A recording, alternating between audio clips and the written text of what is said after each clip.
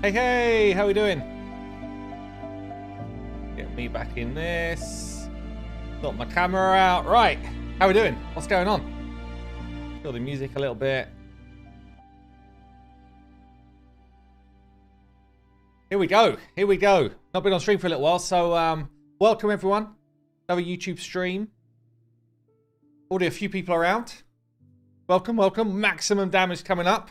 We've got the bandana, don't worry. It's ready. It's ready. We're on the test server. Enjoying the music. Good. Yeah, we're going for a bit more of a chilled vibe on the music. We're going to try it. We'll see what happens. That's basically the long and short of it is we're actually using the music we used when we did the D&D stream, which I actually quite like. So we'll see how this goes. Hey, how we doing? Loads of people in here. Welcome, welcome. No Twitch tonight. We're just going YouTube for a while. Trying YouTube out. Changing it up. Anti-Santa's in here. Ben Russell, Nick, how you doing? Loads of familiar names. Mark Oliver, King Ragnar.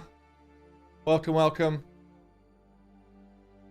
If you're not hearing the music, I don't know, maybe turn the volume up. It should be on. It shouldn't be on loud, but it should be on. So,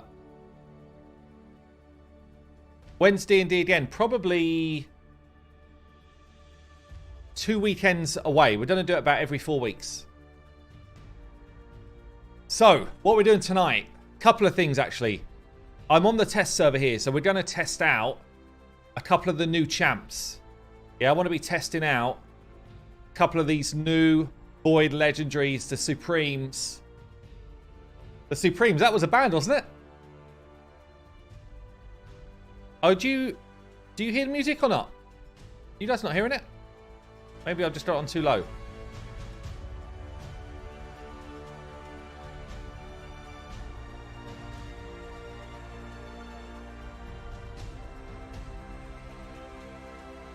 Do you hear it right now? It's on right now, no?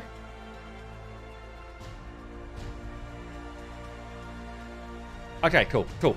Yeah, so we've got the Supremes coming out tonight. Music's fine now, cool, good.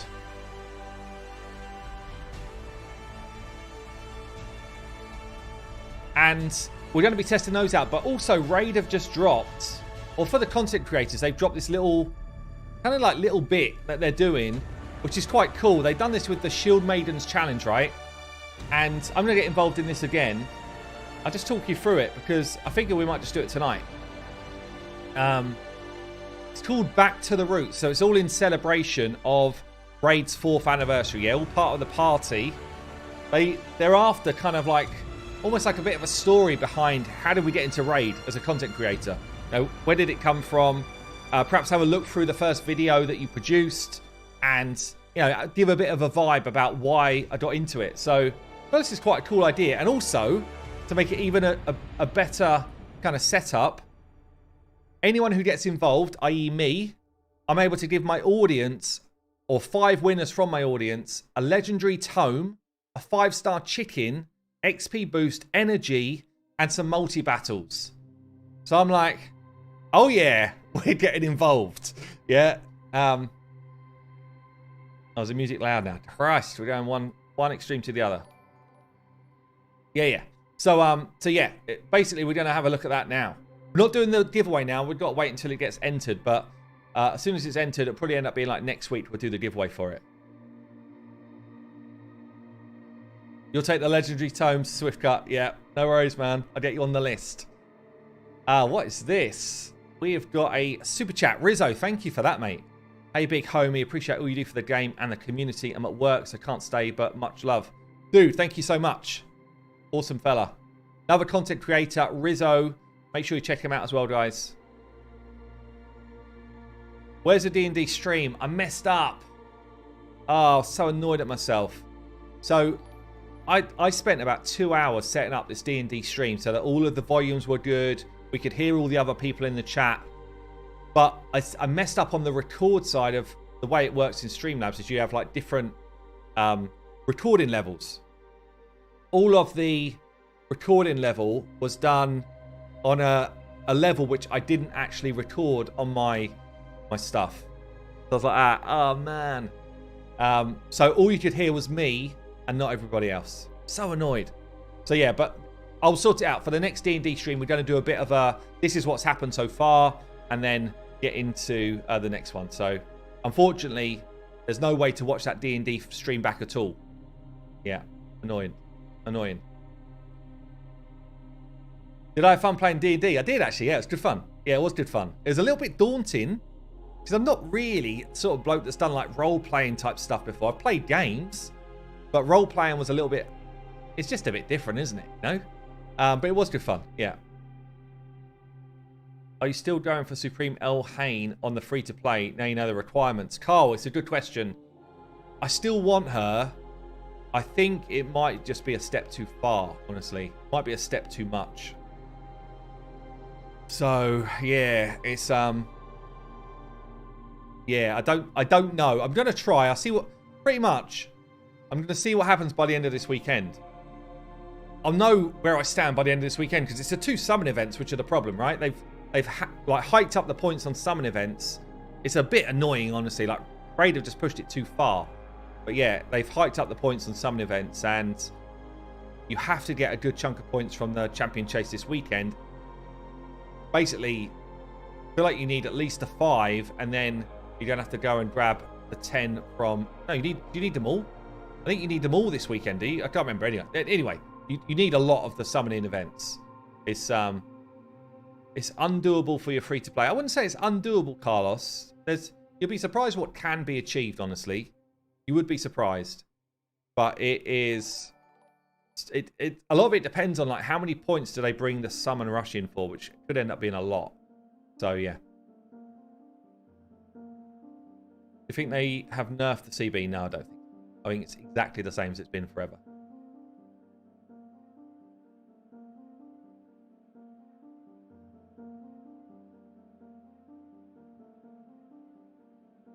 Can I shed any light on the Eternal Evolution contract and JD situation? No.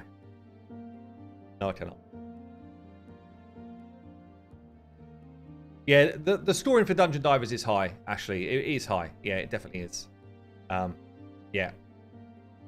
But anyway, we're going to get onto some stuff. So let's firstly, I think we're going to duck into the back to your roots thing from Raid. I think this is going to be a cool way to start. And then we're going to get onto some champion stuff. So can I find my first video? Like, I used to be able to just go back on YouTube and find my first video. I can't actually do that anymore. So let's see if I can just find it. Hellhades.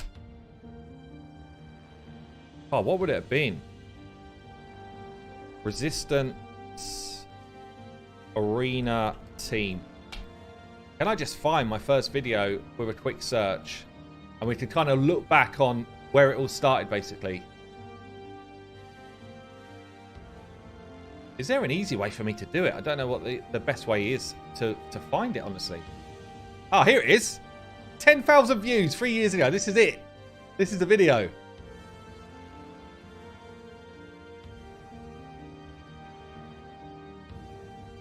So this is the one. This is the first video I ever made on YouTube. Let's get a bit zoomed in on this. This is the first video. This is the one that set me up. And it probably looks like a nothing thing anymore, right? 290k player power 3 years ago. That was a big number. Yeah, that was a big number. And I guess let's just take it back a step from that, right? What made me start being a content creator? Like, I would say I'm not the sort of person that has got like the most natural charisma, the confidence really to get behind the camera and do this type of stuff. I was in a job where I had to kind of be pretty like out there. I was in a sales job. I had to be kind of like customer facing and, you know, get involved. But I wasn't the sort of person that would put myself out there on YouTube. And I was actually on holiday with my mum and my sister and our families. And I've been playing Raid. And I used to commute into London and play Raid on the train. That's what started me off. And I was like, you know what? I watch a lot of content from Chosen, from Stu in the Day, Kizzle. And Kizzle left. And I was like, I feel like I can offer some help to people. Like, I was almost in a clan where I was always just like offering advice. Yeah, this is how you improve your clan boss team. This is how you improve your arena team. And I was very active in the raid Discord and in-game chat. And basically, I was like, you know what? I'm just going to try and do a couple of videos. And this is the first one I did. I've got to say, it's one of the scariest things I've ever done. It was one of the scariest things I've ever done. And it's stupid because I was just sitting there in front of a laptop. I'd written out this kind of script of what I was going to do. And all I was doing was like basically reading out the script. Let's play it.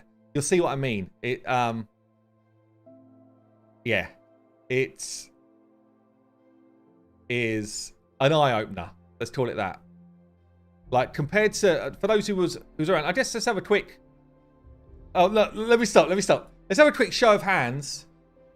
Who was there at the start? Who's been around for a while? Yeah, who was there going back, whatever this is, like 3.5 years? There's probably... I doubt there's many people left, honestly. Like, who's still playing the game from that long ago? Mark, Blazing... Yeah, a few maybe. Maybe a few. Swiftcut. Like, I would be surprised if there really was that many. Because, I mean, it was a long time ago now. We're talking before, you know, before Faction Wars was a thing. Before Tag Team Arena was a thing. It was a long time ago. Look at this. So my intro, I didn't know. I was crap. Everything I did in terms of editing, everything, I couldn't do it. So I learned every single day, I learned a new skill. And I was like, right, this is what you see before you go into a video. Like, this is what I'm seeing right now. This is the same screen, yeah? I just left it in. Just left it in the video. I didn't cut it out. Just left it there for people to see at the start. Let's kill the music on this for a sec.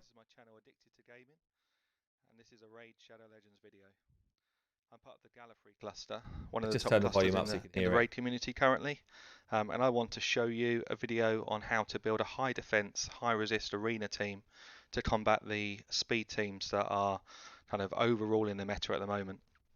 Actually, I mean, the first thing, right? I sound so bored. I sound so bored of what I'm doing. Obviously, I've got no face. You can't see any expression or something. I'm literally just there, like, basically shaking, reading a piece of paper, and I wanted to show that arena was not just about speed. I wanted to show that arena was about, could be about something different. Actually, Stu Gaming did a video recently about trying to face my team. Calling out the Stu Gaming there. He's not around anymore, the fella. Which was really good fun to watch. It actually showed how he did beat it, but he had to almost rework his whole sort of standard arena style team to be able to take it on. You know, serious investment in masteries, gear, and actually that's what I want from the arena. I want a competitive leaderboard. I want people to have to think about who they're going to face and how they're going to face them. So it just compelled me really to make a video to show how I've built my team. Monotone, yeah, I know. And how that team works in the current meta. So firstly, let me just show you my champs. That's a good shout out. I'm 500,000 from 100 million views today. Three and a bit years on, I've almost hit 100 million views playing Raid Shadow Legends. Who could believe this video, the first one, would lead to that? I can't. I was talking to a friend of mine yesterday, and I was like, I can't believe where we are, honestly. I've got a good roster. I'm not gonna deny that. But my inspiration for this comp was this fella here. Inspired by Norog. Norog. He was sitting in my vault. He was an unwanted champ, I think, by just about everyone. Norog in Frost gear. Like, this is it. But he had a dramatic change to his skills when everything got buffed and based on defense instead of attack. He's a defense character. Why wouldn't you base things on defense? So he was my inspiration. I thought, right, how do I now make use of this champion who's had a significant buff? And I wanted to put him in the arena.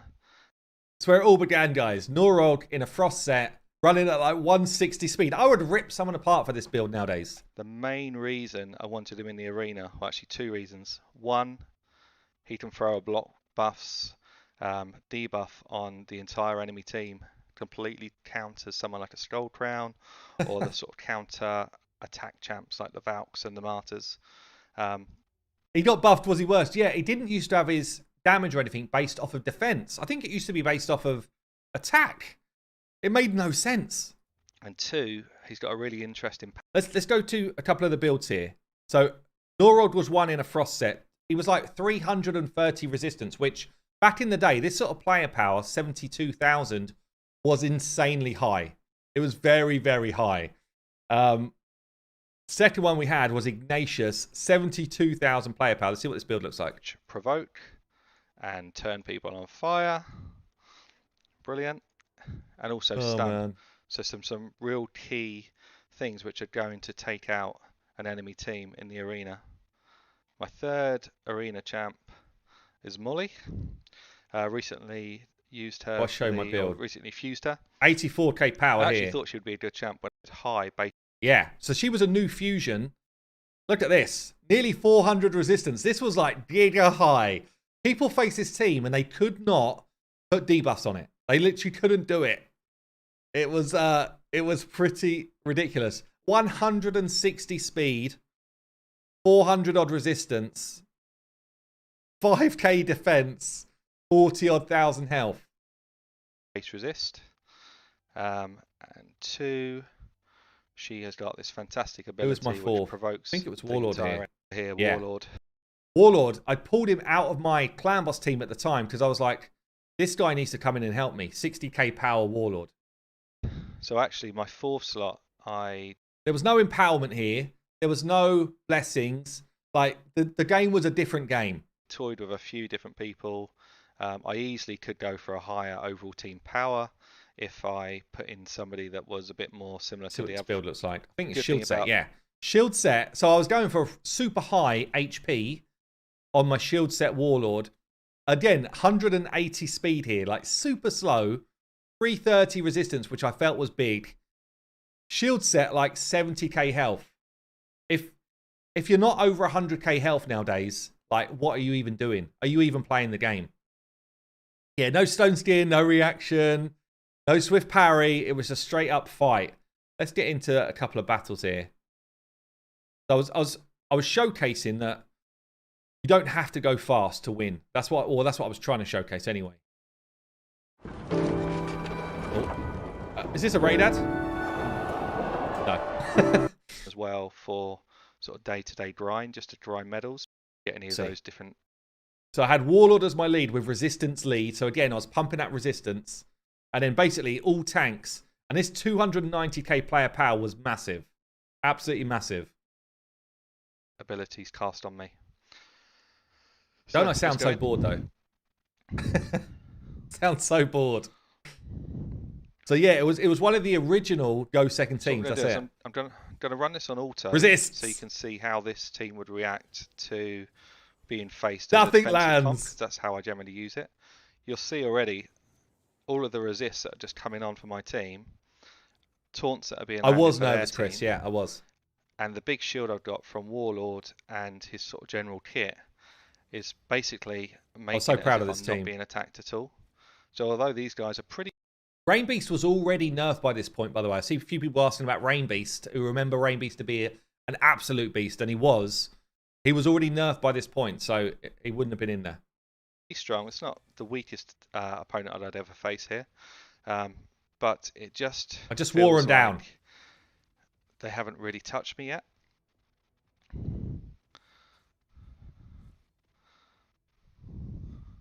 Here we go. So it's the first time I've really taken any damage. He bought there from Corona. Warlord. Nice.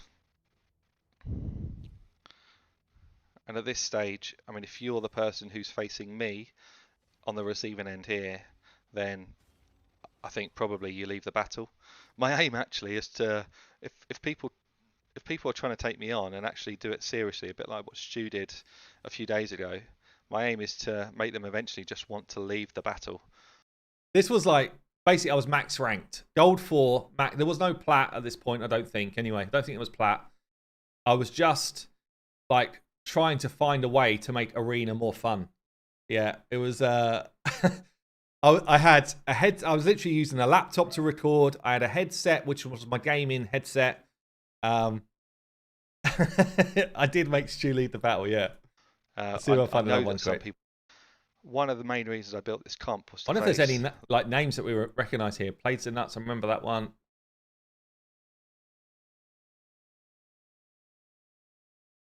Power, decent player. So I was in my kitchen swift cut. You're right. Hedgie must have been noob back then. I'll slow this one down slightly just so you can see ×1 speed. The way the debuffs are trying to land. Hegemon comes in, all resisted, barely any damage. All resisted again, barely any damage. You know what's funny? I don't even think I used my Warlord lockout here. I used Warlord as a shield champion back here. It wasn't for lockouts. Throw auto on. Warlord's going to buff my team.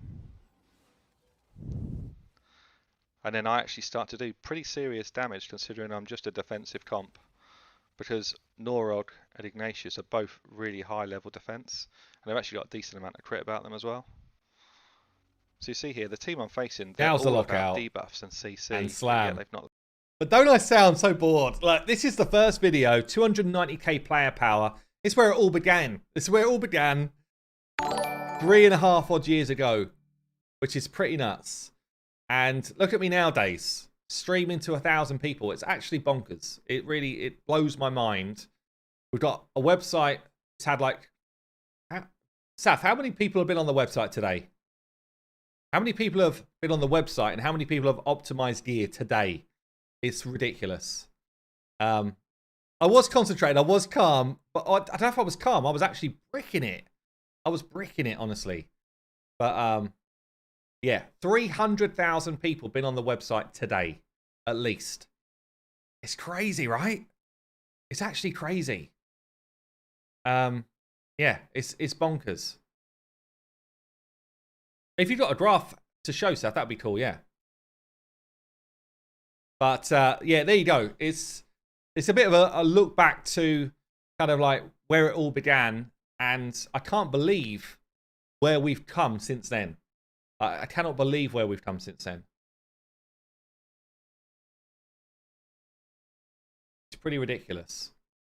Saf was showing us some stats earlier. See if I can just grab this for the optimizer. This is our like view of the optimizer, yeah? So this is how many people normally are optimizing their gear. 20 to 30,000 a day. And over the last few days, we've had like 120, 130,000. Which again, pretty insane.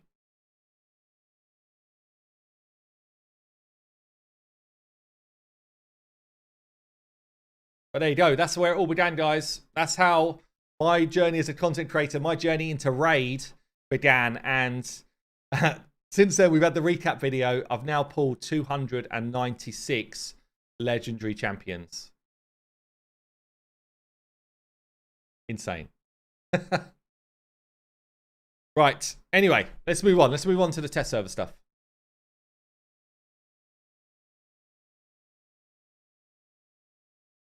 What was my main work when I uploaded my first video? So I was in sales. I used to work for a company called Cisco. I was a sales director. I had like a big boy job. Yeah, I had a proper job. And I say that not to be like condescending anyway. Like, it was a hard decision to make. To move from sales director in a decent company to actually I'm going to ditch all of that because I feel like I can make YouTube work. It was a big deal. And, you know, obviously me and Lady H had to have some chats about that. We had to make some big chats about that because, you know, you're giving up a decent salary to Cisco with an S. Yeah, it's a food company. Basically, it's a food service distributor. But yeah, we had to make some big decisions around that.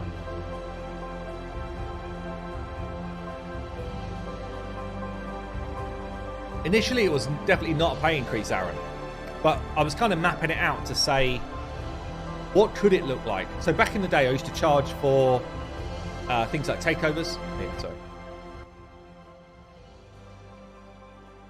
back in the day, I used to charge people to do takeovers. Obviously, I do those for free now. Back in the day, and I had to work it out. I was like, if I can do a takeover a day, plus do my videos, plus I had some streaming money coming in. Like, I had all these things that I was just kind of bolted onto each other. And I was like, if I can do these, then I can maybe, we could get by. Yeah, we would no way making the money I used to make, but we can get by and I could try and build it. And that was basically what I did. It's, but it got to the point where the takeovers, they're very time intensive. And back then you couldn't do this. Back then, the most time that I spent on takeovers was, can I show you this? This is what I spent the time on. Waiting for this. It took forever. Yeah, honestly, when you're trying to get something up to level 16, oh my God, doing a takeover back in the day, it could take me 2 hours just rolling gear. Honestly, it was awful. Really was awful.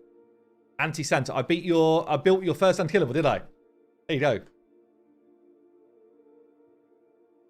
So yeah, it's definitely the games come on a lot actually in that time, and yeah, and obviously the stuff I'm doing has come on a lot as well in terms of just like the breadth of it. Yeah, we've got some.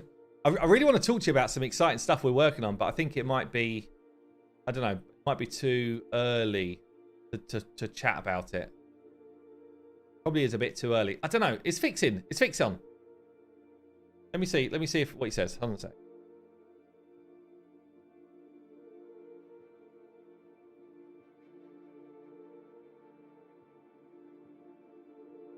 Oh, fix is on. It's too soon. Yeah. Okay. Well, look, because nothing's confirmed. I get it. You know what I'm like. You know what I'm like. I'm excited about it. When I get excited about stuff, I like to just kind of at least get it out there that something's coming. Something's coming that is. It's nothing to do with the optimizer.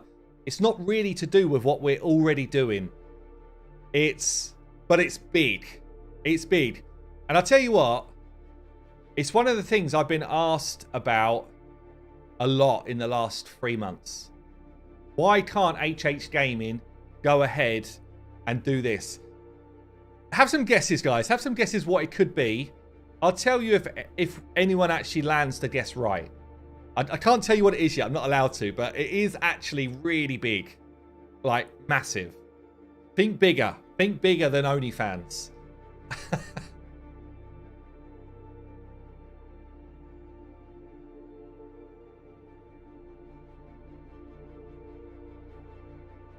Some people have kind of landed it. I'm not going to say any more. No more today because we're not finalized yet. But something absolutely colossally big is going to come for HH Gaming for sure. It is OnlyFans.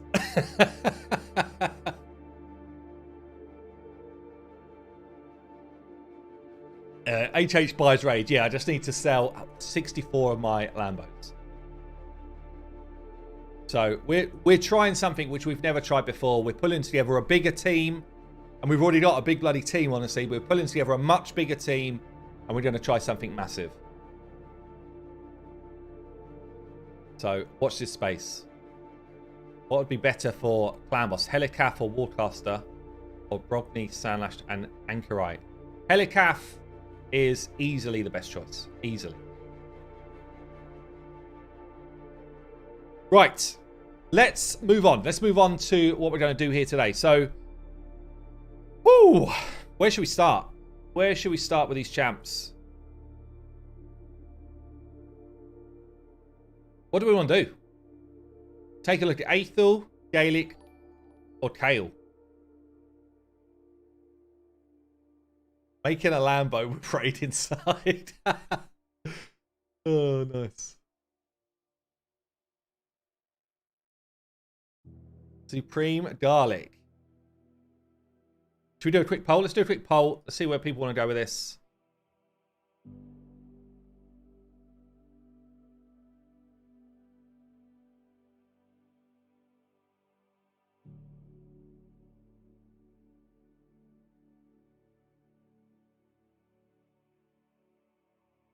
Okay. Get your answers in. I'll put a poll up. What do we want to do first, guys? What do we want to do first?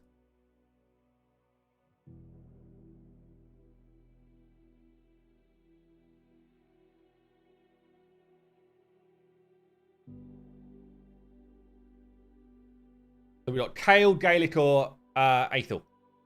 I'll tell you what. I've started to watch Last of Us. Anyone been watching that? What a great series that is. What a great show.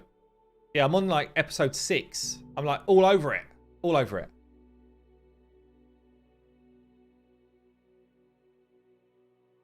Yeah, really enjoying it.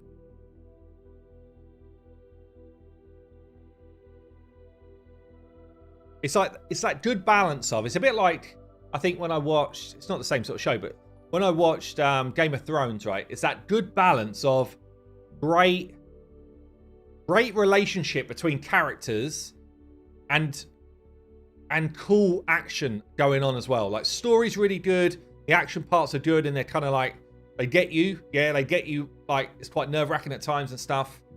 And there's like side stories that kind of come out. They do it really well, actually. Did you play the game? I don't think so. I don't think so. I feel like I would know if I did. I've played a couple of games. Let me just have a look. Last of Us game. Nah, I can't.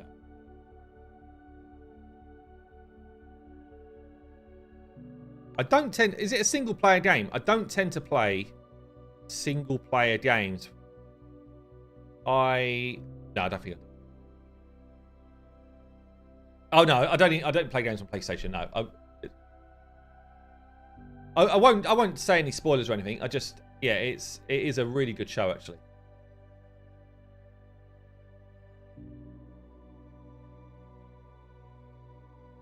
First, great game. Second, absolute trash. Oh, really? Okay, then. So, it looks like the first choice for tonight is going to be Supreme Kale. Supreme Kale gets first dibs, followed by Galek. And last, with a measly 12%, Aethel's like, am I even Supreme? Am I even Supreme? Sorry, Aethel. Might end up being the best. Might end up being the best.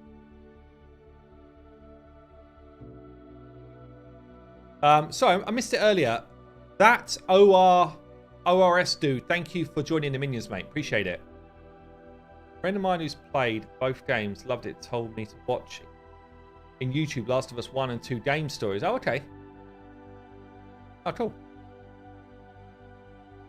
So let's do this then. Kale. What's going on with Supreme Kale? Is he the beast? Is he the best of the four? He looks sweet, actually. I wasn't sure about his skin originally, but he does look good, doesn't he? I do like it a lot. It's little touches here. I really like the shimmering, like the blades down his back. I hadn't noticed that before. Very cool. Very cool. Wish they'd changed a bit more in their looks. I feel like Kale's is not too bad. I feel like this is a bit of a lazy one, isn't it? This is a bit lazy. This one, a bit more regal, but still probably could have done with a touch more. Hey, Northern Zombie, how you doing, man? But I feel like Kale is actually a good version. This looks... Sorry, Kyle is a good version. Don't you? Looks like Arthur's from Behind in the Dungeons. Are you enjoying The Mandalorian? I've never watched it. I tried the first episode. I didn't really vibe with it. I should like it, but yeah, I didn't go back to it, so I didn't really like the first episode. Sorry, message someone.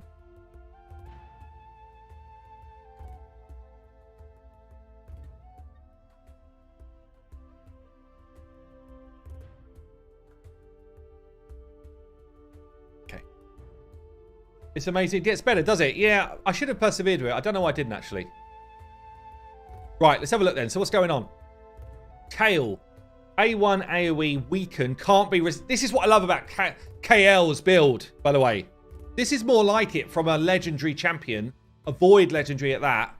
Cannot be resisted on the AoE weaken. Albeit, it's not 100%. It's a 75. But still, for an A1, that's big. A2, 100%. Placing 3 poisons cannot be resisted. Also increases duration of enemy debuffs by a turn. Cannot be resisted. This is good, yeah? A3 places increased attack on all allies for 2 turns, then attacks another AoE. 75% chance of placing decreased resistance. Cannot be resisted. Fills this champion's turn meter by 10% for each debuff placed on this skill. So basically getting a 40% turn meter fill at the end of that.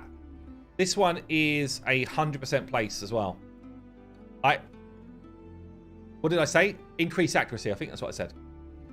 Did I say attack? I think this champ could be damned sweet. Decreases each target's accuracy, crit rate, and crit damage by 3% for each poison on them. So you get 3 poisons going off here, which is going to give you, what, another, basically call it 10% reduction in accuracy. I mean, it's pretty nutty, honestly. It gets pretty nutty. Like, he's giving you increased accuracy and giving them decreased resistance. What's the swing? I think Saf did some numbers on this. Saf, have you got a link to the numbers you did on the change it makes in the accuracy you require? Can you ping me to it? 64%. So what? You need 64% less accuracy than what you would normally need. Is that what we're saying? So basically, because you're putting increased accuracy on your team and decreased resistance on the enemy, the accuracy numbers you need is insane. Like, it comes down so much, it's crazy. Oh, here you go. So if the target's got 375 required, you actually need, is that 134? Yeah. It's mental. It's actually mental the way it plays out. Let me just throw this up there. Saf, the legend as ever with the math behind this. But it does help us understand just how powerful this skill is. Yeah, because some people are probably underrated how insane it is. If the target's got 350 resistance, you'd normally need 375 accuracy. But because you're giving your guys increased accuracy and you're putting decreased resistance on the enemy, you actually need, instead of the 375, you would need 134. Like, that's bonkers, really. You think about some of these endgame areas like high-end Doom Tower, Hards, Hydra bosses, that type of thing. He really does add a crazy amount of benefit. Because really, you can get to 100... Well, I guess this is a number pulling out the air, but you can get to a couple of hundred accuracy when you're endgame without doing anything. My Supreme Kale here, totally naked, 110 accuracy already. It's pretty mad. So yeah, he would be absolutely insane, I think, for anybody to just grab him. Yeah, I know some people are saying, no, he's not as good as people are saying. I think he is. You need no accuracy at all in his kits. Everything doesn't need accuracy. And then he's bringing stuff for your team as well. I think he's actually bonkers. So, we're going to test out his damage first. Let's do that. Let's give him some... we're going to book him out. Let's book him, give him some masteries, test out his damage, and see what he's all about. Best weaken A1 in the game, yeah, probably. I don't think there's a lot of good champions that have got AoE decrease, AoE weaken, have there? Is there? Like, in terms of champions that have got good kits in general, there's not that many. It really isn't. He does need accuracy, and neither does anyone else. Oh, you mean he doesn't need accuracy? Yeah. He doesn't, and basically no one else does as well.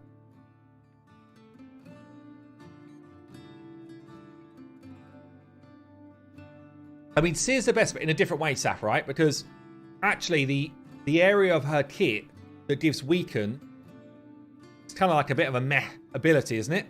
It's kind of like, we know what Seer's good for. It's not for the weaken. Albeit, I mean, yeah, she does do something else. But, sorry, yeah, Rats is going to be next week. Boltux. Rats is going to be next week. Yeah, we had to change it up. Horned Rat, thank you for joining the minions. Anti-Santa, join the minions as well. Thank you, mate. And Blazing as well. Thanks, guys. Appreciate you. Okay, let's do some masteries here. So we're just going to go straight damage for now. And then we can change it up and kind of try them out in some different stuff. Straight damage test. You know the way this goes by now. Don't need anything else. Okay.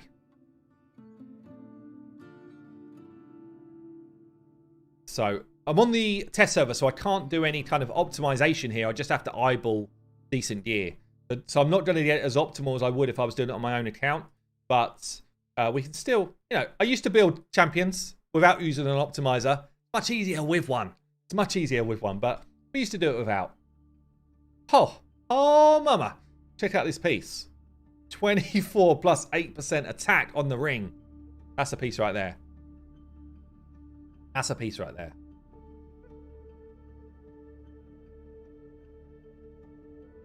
What we got for what we got for banners here? 6. Bring on the new visuals for gear sorting, right? So I can find this stuff much easier. 7. Just looking for my highest attack rolls.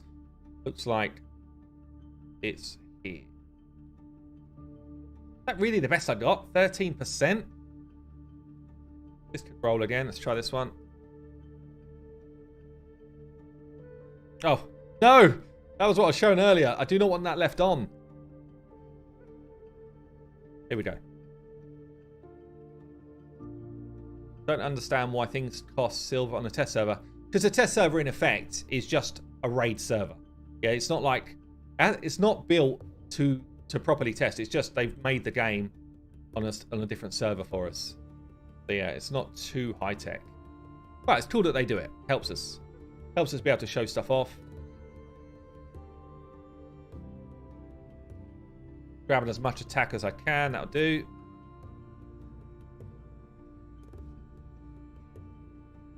Should call it the promo server. Yeah, that's it. Do you know when Baron will drop gear sorting? I don't know. No. I'd imagine it looked like it was pretty well developed. So I would imagine it would be maybe next patch. I think. When that is, who knows? But it feels like it should be next patch. No, we've not been able to test any of the new sorting or anything like that. Not on here. Right, okay. So let's grab some high damage gear. He doesn't have any inbuilt ignore defense or anything, so we're going to go savage gear. I guess I could just grab El Hain's gear. She is rocking some pretty juicy stuff for when I did her maximum damage test. Did everyone check that out, by the way? Has everyone seen El Hain's numbers from earlier? Because it'll be a good benchmark against what Kale's doing here. Can anyone actually go and grab a quick screenshot or a quick just note down the number of how much El Hain did with her AoE? That would be quite useful to see. What do we have? Was it Cruels I rather set?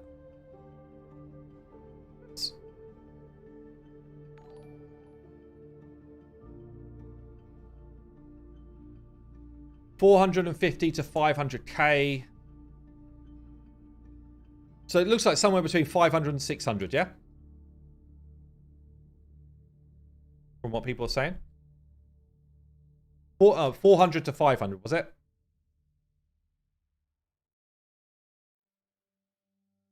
Why don't you ascend and enchant your gear? I do enchant my gear.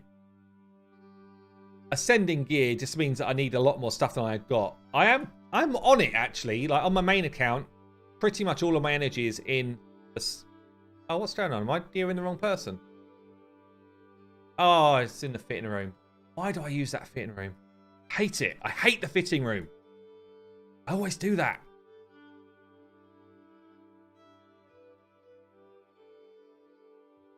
At least I wasn't gearing the wrong person. So I've done that plenty of times live on stream.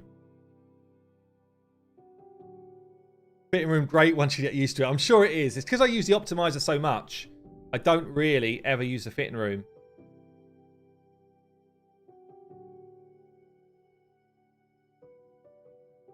It is a skill gap, yeah.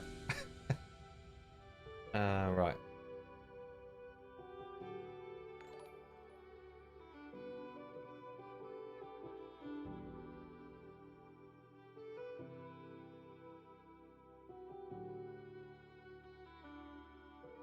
Okay. So then we had shield here. I think I might have even got close to 100% crit rate on this build, which is weird.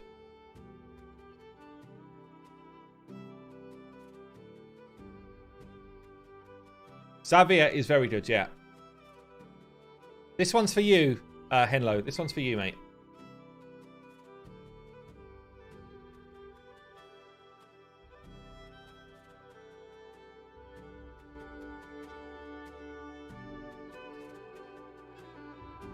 Is the gear on the test server the same as you got on your main? Yeah. Yeah, it is. Okay, this is what... Okay, cool. I'll grab that in a minute. Thank you, Saf. Thanks for that. Nice. Plus 8% there. Are we glyphed up? I think we are anywhere where it matters for damage. Squeeze a little bit more there. It doesn't really do a lot. Yes. Yes. Okay. So, here we go. Oh, hold on a minute. We're not ready. We're not ready. It's close.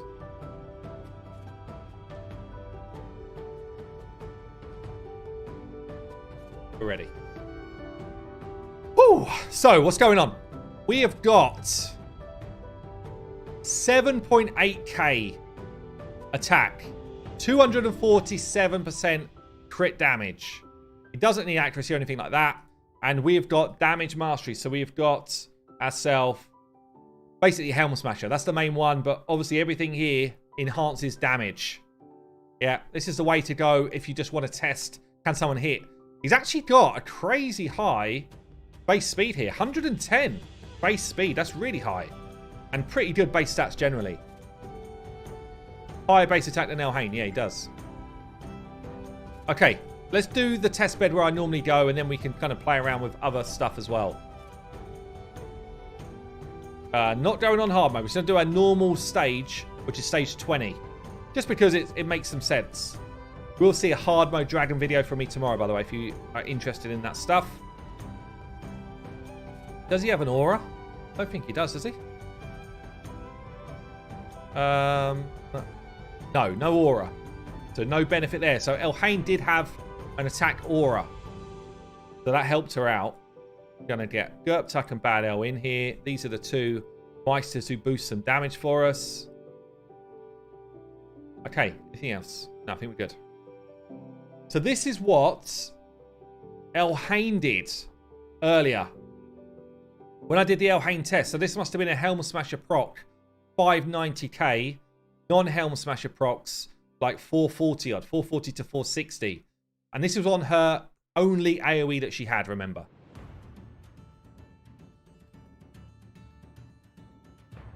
We do have the drop rates for hard dungeons. That's coming out in a video tomorrow, Ryan. Yeah. Yeah. There's also, if you go into my Discord, in the helpful info section, it's there as well. Beast mode you did. Thank you, mate. I've done masteries on KL, yeah. And the gear wasn't glyphed. There's like two glyphs. Two glyphs. Okay. Poison on us. Poison on them. Let's see what these animations look like as well. So A1 is the AoE weaken. What we got? A1. Oh, it's like a lightning bolt. 180k across the board on an A1. Where does that sit? Is that kind of similar to Cupidus' A1? My Cupidus is +4 here. I just wanted to see it quick. Because Cupidus has got a bit of a smack of an A1.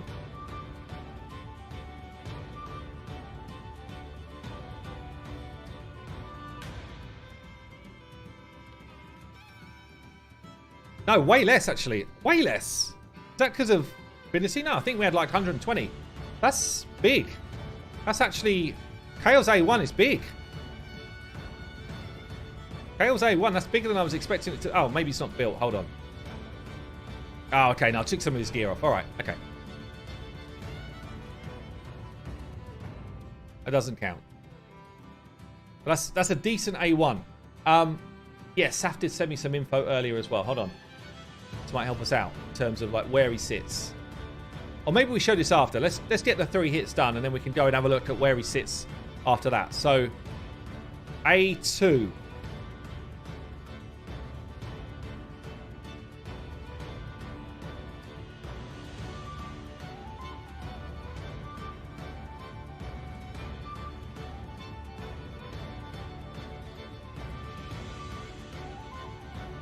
So, A2. Is this the big hitter? Now, this is the poison ability. Let's see what this one looks like. Poison ability, triple poison. Which is a lot of damage in itself, by the way. It's a lot of damage in itself. Oh, I like the animation. 330 odd K across the board was that? I like that. That looks sweet. Damn, Raid absolutely knock it out of the park with the visuals, don't they? They absolutely kill it with the visuals. A 300k pop whilst dropping poisons everywhere. That's a great move, isn't it? Damn, I want to see this one again. Check this out. Oh, I love it. It's so good. It's actually so good. I really like that. Damn, that's actually very cool. Good job, Raid. That one is... That's about as good as I've seen, I reckon. I really like that. Damn, that's actually very cool. Okay. Okay, let's check out the A3. So he... Let me just check that again, actually. What was he doing on that A2? Was he popping poison as well? I think he's extending rather than popping. He was... That. So he was applying 3 poisons, increasing duration of all debuffs, not just poisons, all. So yeah, if we were on a higher stage, which we can look at in a minute, he would have increased all of these debuffs. So let's check out the A3 as well. A3 is increasing our accuracy. Then he's doing decreased resistance on the enemy. And we're getting a massive turn meter fill as well. We're going to get a 50% turn meter fill from this as well. Let's have a look. Oh, it's another 300k hit. With all that going on, that is absolutely brilliant. Let's take him to a bit of a higher level here. Half the champions aren't built anymore. Damage is not top tier, but it's also not weak considering what he's doing, right? I think he's actually really good. I think that's really good. Let's check him out on 25. So I guess you're going to want to go A3 into A2, will you? A3 to help your team out. I don't know, really. Maybe you would go... You could do either, couldn't you? You could go A3, mainly because you're getting 50% more turn meter back. I mean, that's against 25. That's a lot of damage. That's actually a lot of damage. That's not bad at all. And he gets 50% turn meter fill, so he cycles back round to his A2 anyway.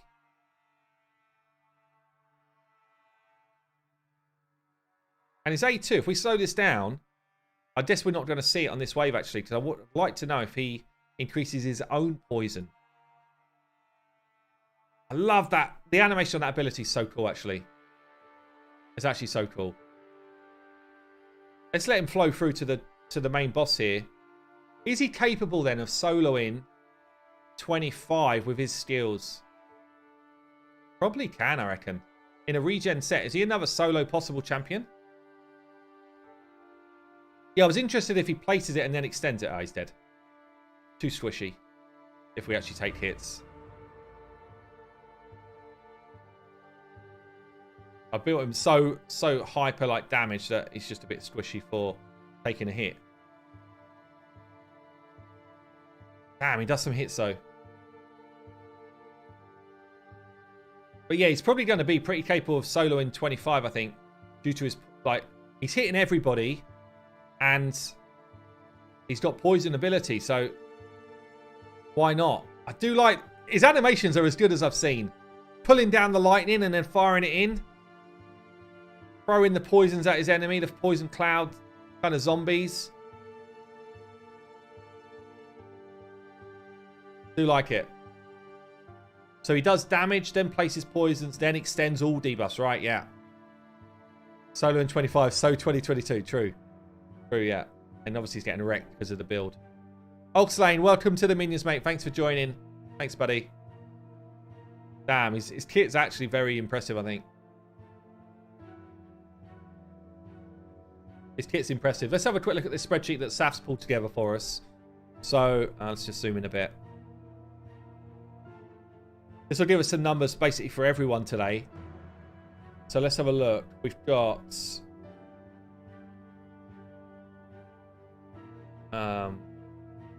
Pain.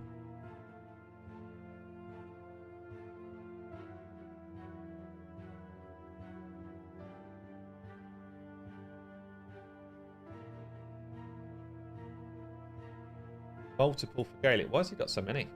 Oh, the single targets and stuff, yeah.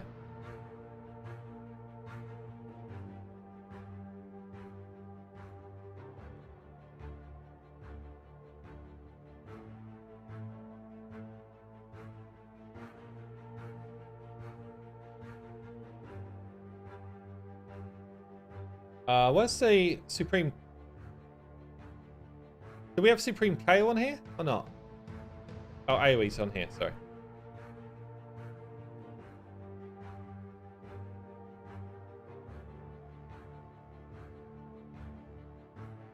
Okay, so let's have a look. So we've got top of the list, basically, Hefrak in terms of damage. Yeah? You've got people like Trunder, well known for high levels of damage, and Baron as well. If we're talking about, I guess, if we're talking about arena type of hits, yeah, we're looking at this sort of defense number, or somewhere in between, honestly. Baron, Supreme Elhain, actually very high. I thought she was good when I was using her yesterday. I thought she is actually really good. Yeah. Supreme Kale though comes in with similar to Ethos level. On 2 skills, basically. And then 1, which is lower, which is his A1.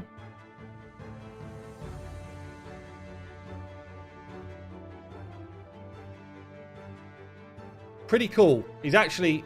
I think Kale is kind of like a true all-rounder. Different to Elhain.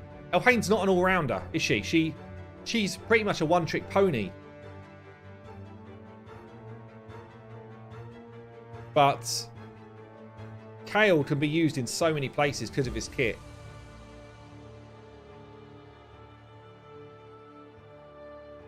Obviously, not all the champions are on here, guys. We just picked some champions out, yeah? Just gives you an idea of a few. Let's just have a look at Cupidus' A1 versus KL's. So Cupidus... Yeah, so Cupidus is a little bit higher than Kale's. But still, oh no, quite a bit higher. Sorry, quite a bit higher than Kale's in terms of an A1. Actually looking at almost double, actually, in fairness. Oh, wait, no, we're not. No, we're not. Hold on a minute. Cupidus A1 down here. Kale's A1 down here. Right, got it. So it's about... Cupidus is about 1.5 of Kale's, right.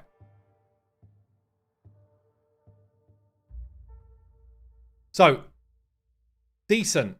Decent abilities. Decent damage. Let's should we try him as a solo quickly? Should we try him solo 25? And then perhaps we'll start running him in some other content.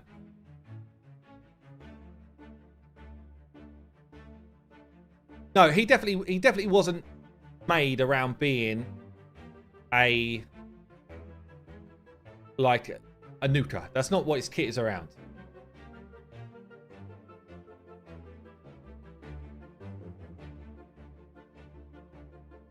Adam, thank you for joining the minions, mate. Thank you for that. Solo 10 hard. That's just not going to happen. But he does hit hard. He hits very hard, considering he's got such a diverse kit. Pretty solo hard. I don't think anyone can solo hard, George.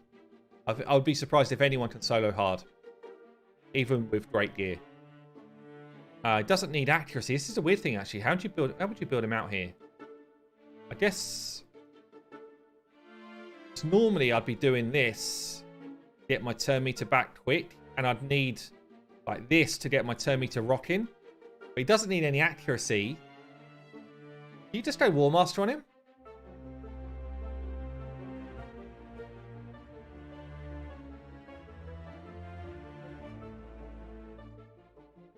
Or would you still take this for the turn meter? I don't know. I don't know. Like, I could...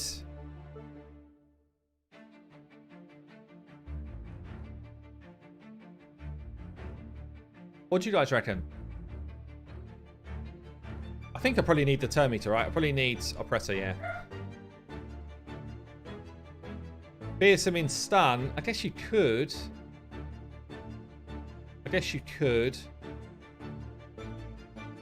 But then you've not got your healing coming back, have you? How will we get the 4 Supremes? I don't know, Adam. Sorry, Adrian. I don't know. Yeah, I think maybe let's try an offensive solo build, which might not work, but I'm going to try it anyway.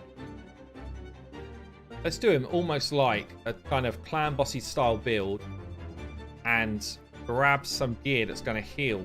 So I guess lifesteal gear. I should have taken actually... No, what I'm doing.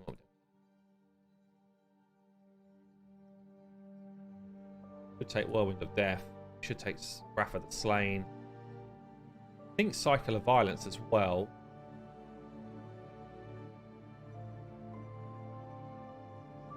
I think I want to take War Master.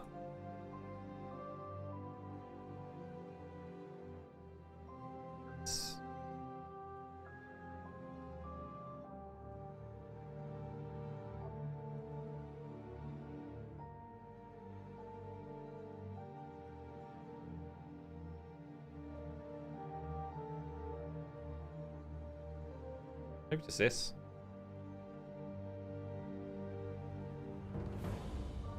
And do I have good, just straight like lifesteal gear? I must have. Let's go. Try and go for a big boy damage build in lifesteal. Oh dear. Oh, we need some cool gloves, I guess. Gonna need a fair amount of speed as well. Should use a fitting room. Now, this is where the fitting room would come in useful, honestly, but remind me, please remind me to change up my gear. So what am I going to do then? HP percent, or I guess I just go attack percent, do I? I don't know. This is more difficult, actually, trying to do a solo farm. Because if I take a hit, I'm going to go down, aren't I? Hey, YST, how you doing, man?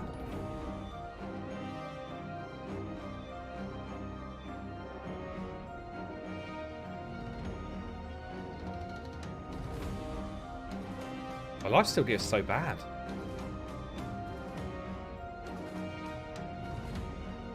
I've just bin all my lifesteal gear off nowadays.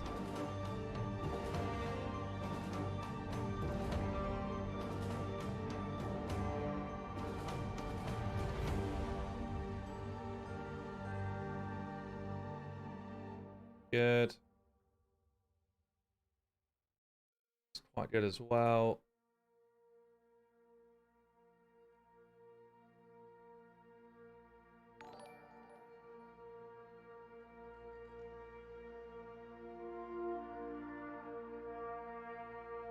So that give us here 100% crit rate, 225 speed. I've got no resistance though.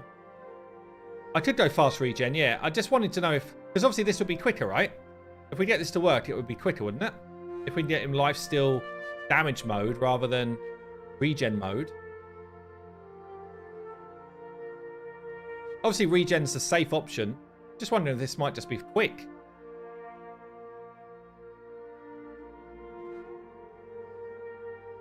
Damage won't really make a difference, don't you think?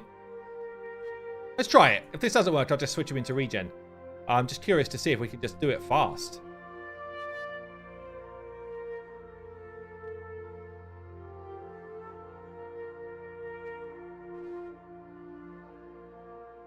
Not sure why this one's on the playlist. Random. Not that I mind it. It's just like, it's so random. It's on the playlist. Okay, let's try that. No, this is not SAFs. This is fixed actually. So do we do anywhere near? Actually, I don't think we do anywhere near enough damage, do we? To make this what I think it might have to be high HP regen. I'm dreaming. I'm dreaming that that's going to be anywhere near enough. Okay. I'll take the my bad on that one. Oh, Lady H, yeah, she didn't sort anything out. Of course she didn't. Sorting out a playlist. Come on now. Okay, so let's go with our normal type of regen type build. See if he solos like that. So just fast, but I don't need accuracy. This is a difference. So I can actually just ignore accuracy completely and just go fast regen, which is quite different to what we'd normally see. Normally we're trying to search for that kind of like, 250 odd accuracy as well.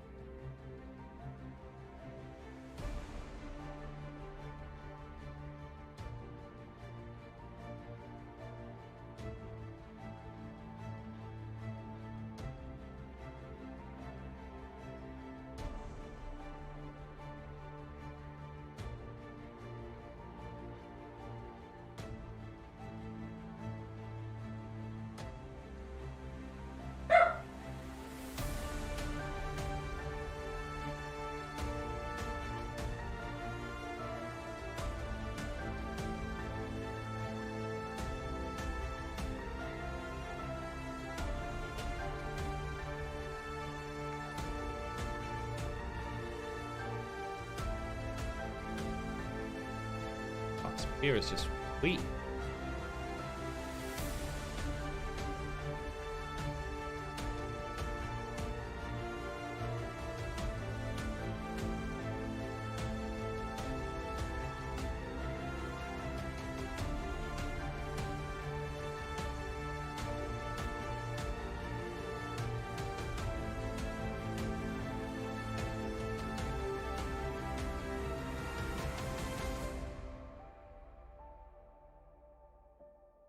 Okay, what we got?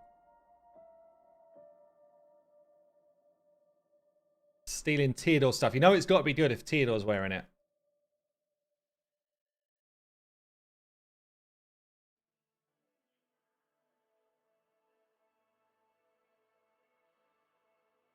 Okay, let's grab a resistance banner. Speed ideally. Do. And then obviously we want HP. Oh, do we want HP? We've got 2k odd defense. Maybe what we got here, like 60 odd k HP. So HP or defense, really. Balance, we'll take that.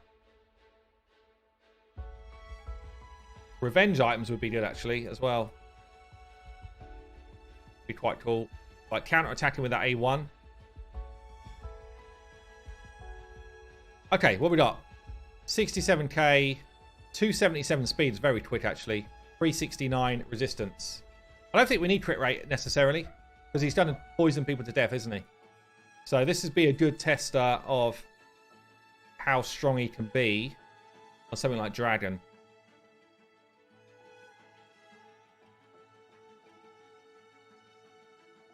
Hey, Strobe, how you doing, man?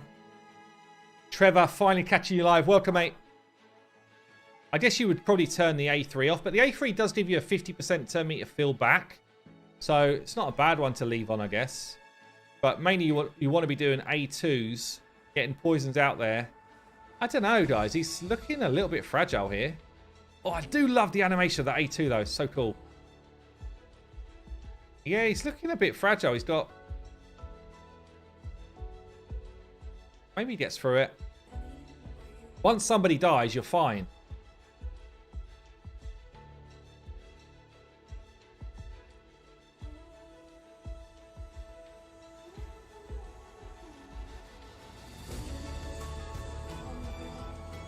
Yeah, he's down. He's actually down.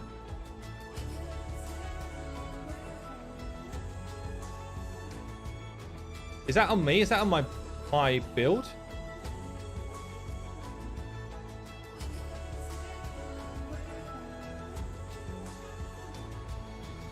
Jew Train, thanks for giving us the upgraded optimizer. It's been massive help. Nice. No worries, man. Which Supreme do you think is better, Gaelic or Kale? I think they're both extremely good, actually. I think they're good in different ways. I would rather, if I had to pick one for my free-to-play right now, I'd pick Gaelic because I really need a burn. I did change masteries up, yeah.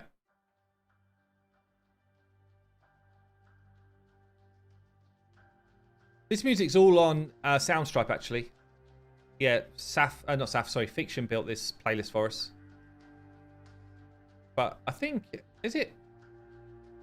We pay for a membership there, but I don't know if it's just accessible to people, actually. Is it?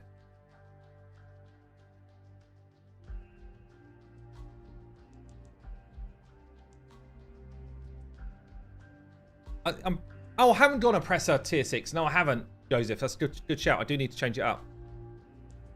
So on this build, level 20 is going to be comfortable, I think.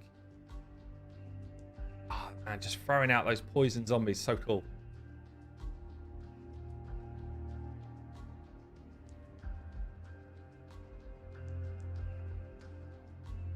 So yeah, stage 20 comfortable. Stage 25, he actually took quite a big knock.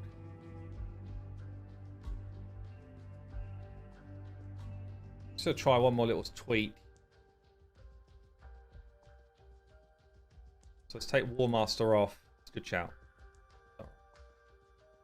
Let's try going.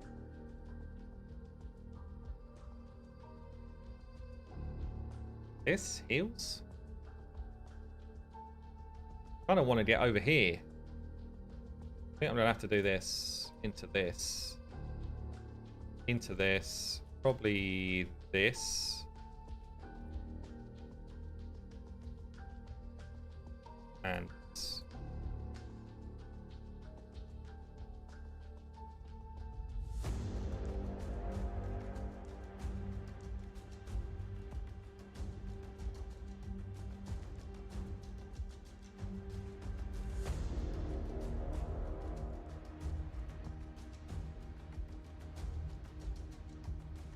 yeah.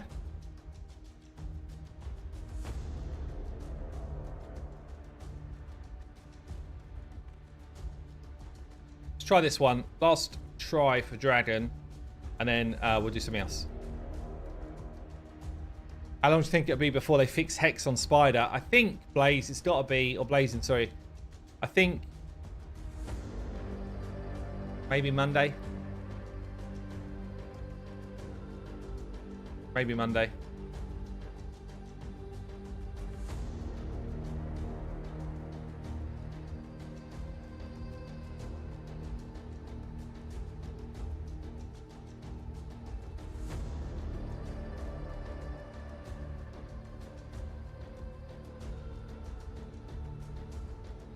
I mean, he's in some of my pretty decent gear here. It's not like he's low geared. I don't think he survives waves 2, even if he survives this wave.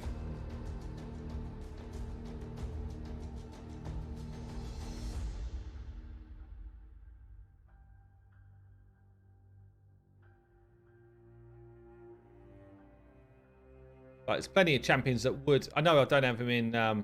Yeah, it's just getting nowhere near it. Is the optimizer down? Not as far as I know. Is it just his defense numbers too low? 2427.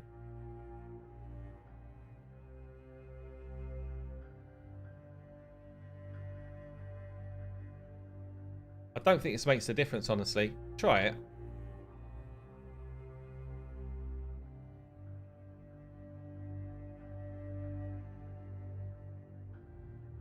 Thinking to the stun set, we could go stun set, but again, you're relying on RNG, I think, too heavily there. If you go stun set.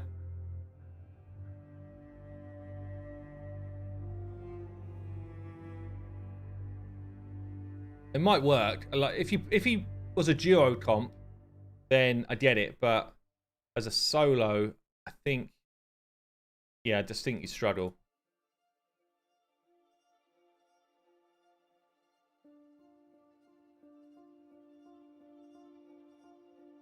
Okay, last try.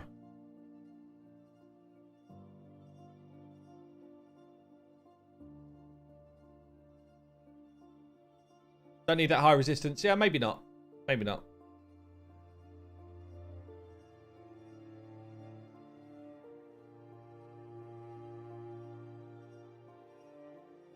Hey, Maku, how you doing? So far, we're just doing Kales. So, so far, I mean, his hits are good. We're just seeing if he could solo stuff. And honestly, I think his requirement would just be too high. It just feels like, although he's got a lot of good abilities, it doesn't feel like he's going to be a solo champ to me.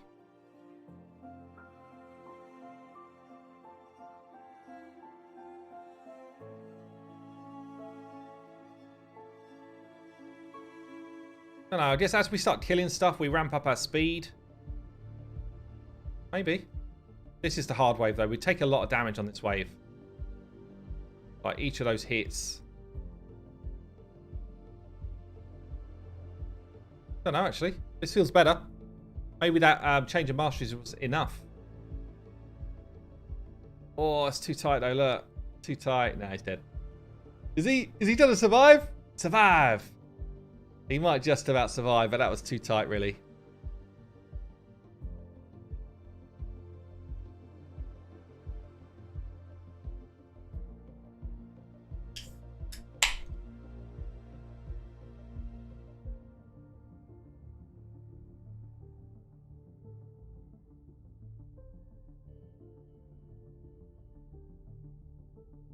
Quite quick, though.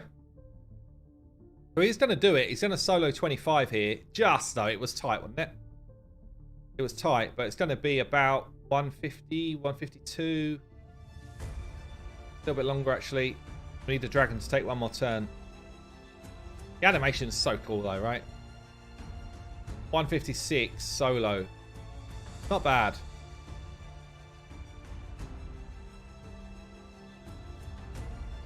It's not bad at all, actually.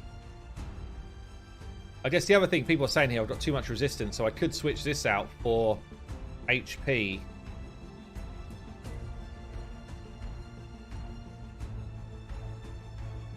It's not that different though, is it? It's like an extra little chunk of HP. But still, look, is he a good champion? I think he's a very good champion. Like, in terms of viability and content, so much more than what Elhain does right now. Yeah, because he's just got so much more to his kit. He's giving you increased accuracy. He's dropping the enemy's resistance. He's putting poisons out, weakens out. He's got so much going on. Him and Dark Kael would be good. Yeah, I don't actually have Dark Kael, annoyingly. I wanted to do a video where I showed like starter into epic into legendary, but didn't have Dark Kael. Felt bad.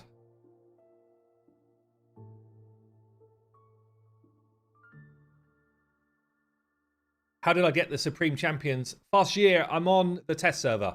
So some content creators, if you're a bigger content creator, you get the test server. No reason to run speed over Immortal. No, I suppose not. I just had quite crap Immortal when I was looking at it.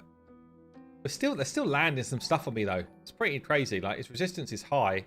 Nah, he's down. So, yeah, not consistent enough, I think. If you're going to score him based on the HH website tier list, would you say a 4? I feel like a 4 is pretty fair. Could be a 4.5, actually.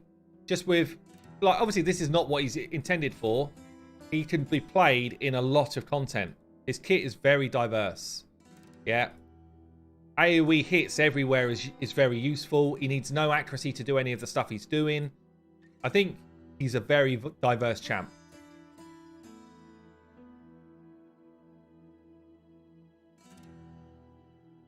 So, okay. What should we do? Do you wanna see some Galek?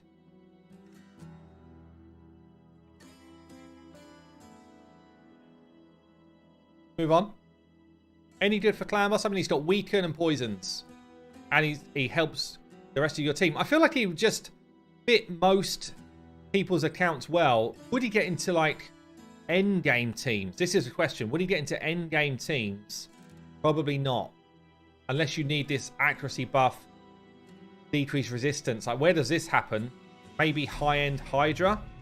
Maybe some arena comps, potentially? Not sure. Not sure if he's quite good enough for arena, honestly. Like, high-end arena, I mean. But still, he's definitely very good. Yeah, good shout out there, Oxane. Please hit the like on the stream if you don't mind. It does help YouTube throw it out to other people. Could you run with the A3 disabled? I think we're going to move on to Galek.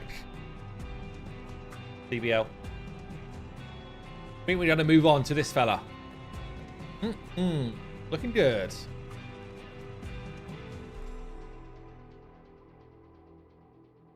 Hey Rob, how you doing?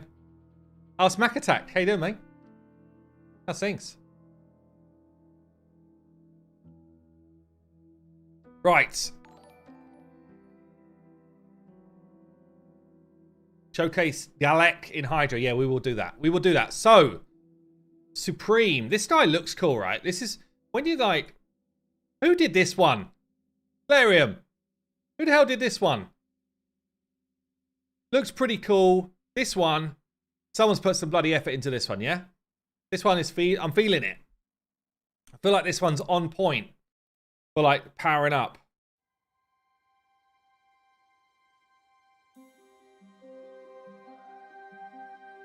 She looks like regular Aethel. It's literally like that. They grabbed Aethel off the street and like, come, we got a photo shoot to do. And she's like, I'm already in the game. What are you on about? She's like, come on. So she walks in there. They take her photo. She walks off again. She's like, that was weird. I thought I was already in the game. And they're like, where's Supreme Aethel? She's lost. She was lost on the way to the photo shoot. So weird. The rest of them, like, this is a proper upgrade, yeah? Look at it. Very cool. I like this one. She's from Sacred Order. She's got to be modest. Fair enough. This is a really cool skin. Whoever designed this one, I'm enjoying it. It's very good. Okay. What's going on then? So we've got an A1 double hitter. Each hit an extra 10% chance of getting a crit. And a chance to increase a burn 60%. A2 4 hitter at random. Don't love this, honestly. But against something like Fire Knight, the new hard mode Fire Knight potentially, this could be good. Gets increased attack before he attacks. Again, extra 10% chance to crit. Each hit, a chance to instantly activate a burn. So you could get multiple burn procs, like Ninja-esque, is it? Is this like Ninja-esque on somebody here? If burn was stacked up, could you go like burn, burn, burn, burn, and actually do a ton of damage on someone? That's interesting, actually. That's interesting. Maybe. Fills champion's turn by 30% if 3 or more burns are activated. Yeah, I guess it's quite hard to stack burns up that high to the point where he would activate it on all of these, but it's actually quite interesting. So the A3 places the burn. Again, extra 10% chance to crit. Places the burn and block buffs. Also places decreased speed if they've got high turn meter. This ability for Hydra is absolutely insane, isn't it?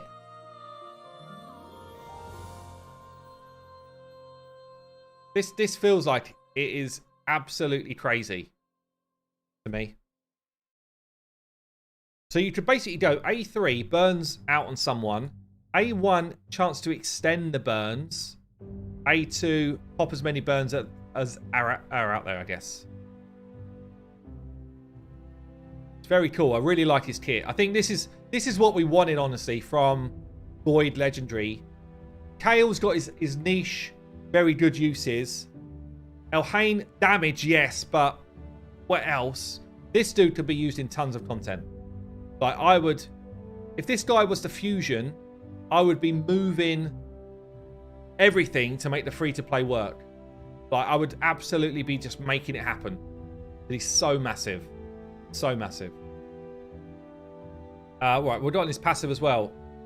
When he receives Fear, True Fear Freeze, provoke, basically all of the control abilities, instantly removes it, fully heals, and goes again. 4-turn cooldown.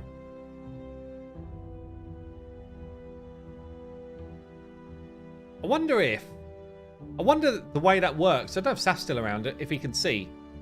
Or just we can test it. Like, if on Clan Boss, he is your stun target, does he take the stun, heal up, and then just go? It's a cool passive. It's a passive that we'll probably need to play around with, depending on what's going on. I guess there's a lot of areas in the arena where this could happen, these type of things, but I don't really see him as an arena champion, although he could be good in the arena. Does have an AoE hit. Well, does he? Yeah, he has an AoE and a 4-hitter. It's not bad for the arena, but the full heal as well. It's pretty cool.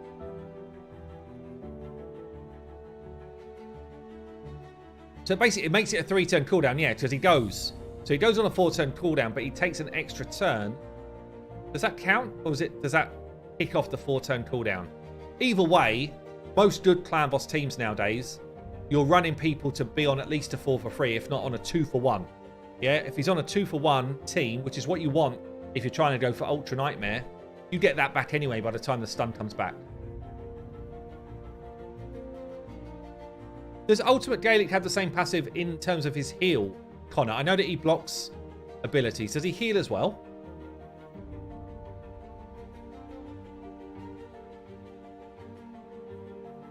Anyway, it's very cool. It's very cool. Attack aura as well. Which Supreme do you think is better, Gaelic or Kale? It's so situational on where you want to play him, right? I think the more... The champion that would make a bigger impact on an account is this guy. I think he's the impact. Oh, he does heal as well, does he? Oh, okay. Yeah, I think this is your impact player. I think Kale has got better niches. I think he's very different from every other... he's different from all other legendaries, basically. And I love that he doesn't need accuracy for anything. But I feel like this is your bigger impact champ.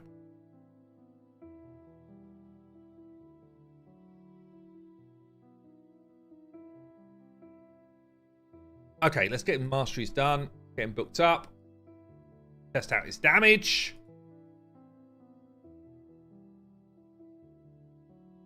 Clearing Clan Boss will be better for any account over Hydra. Yeah. I would say none of these, though, are... None of the Supreme Champions really have got any sort of focus to Clan Boss. But they've all got their places where they could come in and help you with Clan Boss. Elhain, for example, Hooray 2 might be a massive Clan Boss hit. When you get 10 debuffs out there, it could be an absolute slam. I think someone said, who's better, Ninja or this guy? I think Ninja will give you more consistency than this guy. Because the one thing is, it's quite hard to get burns ticking to that sort of level that you'd get maximum damage from it. You would need to be running someone like a Vizier or, you know, like a proper extender comp to really get the benefit. So glad you're streaming on YouTube now. Watched all your videos. Hey, man, thanks. Welcome along. Mitchell, thanks, mate. Okay, so we've got no ignore defense or anything. So we're going to go just with Helm Smasher for a damage test. Don't need anything else for now. That'll do. We only need 90% crit rate. So he's different from all of the other Supremes. That makes quite a difference, by the way. 90% crit rate is quite a difference. Yeah, Gaelic, Supreme Gaelic definitely could be a stun target. He could be. It would be quite an interesting one. But I don't think he's I don't feel like his kit is made for Clan Boss. Definitely more so Hydra, Doom Tower bosses, big waves of enemies, Spider, Sorath. Like, there's a lot of places where I feel like his kit is just made for it. Do you think these guys are worthy of being Void Legendaries? I'd say Supreme Gaelic, yes. Supreme Kale, yes. Aethel, Supreme Aethel and Supreme Elhain, not really. Not really.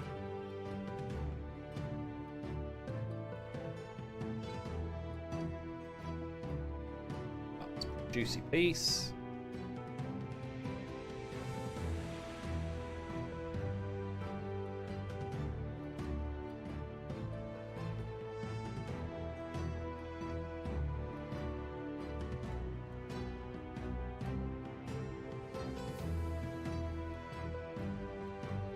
quite epic soundtrack, isn't that? I like it. He does need accuracy in his kit, actually. I think not for the damage test, but he will need accuracy in his kit.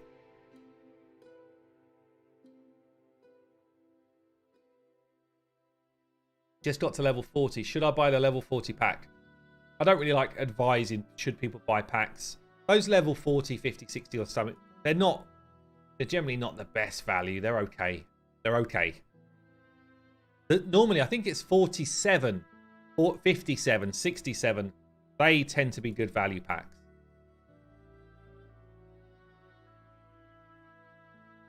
Okay, so let's grab the damage gear. I think we can just steal again from...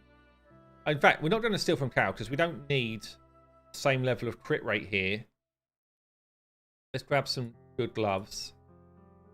I'm going to try and go with... Oh!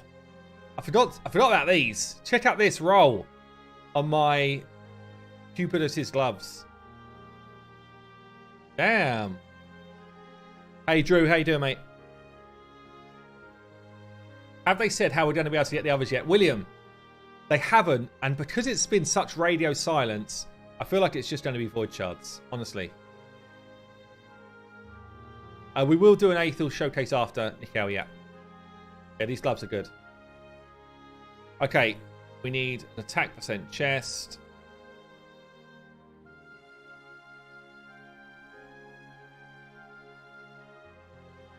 It's a good one. Some attack percent boots.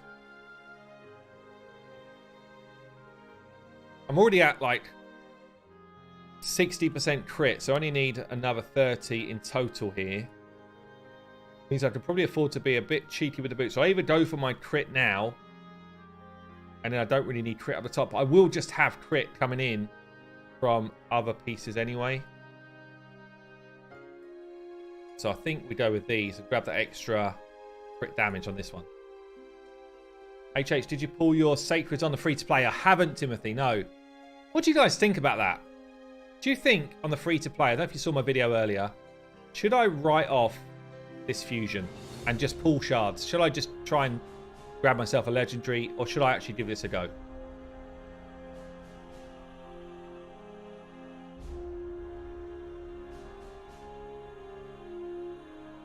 YOLO, pull them, just pull shards. Oh, you lot. El Haynes flat out stinks. Come on, man. I don't feel like she stinks. Did you see my video with her? I don't feel like she stinks. Like I feel like people are a bit too harsh on her ability, honestly. Do I feel like she's void legendary worthy? Maybe not. But I think she's better than people are trying to give her credit for. Damn, that's good.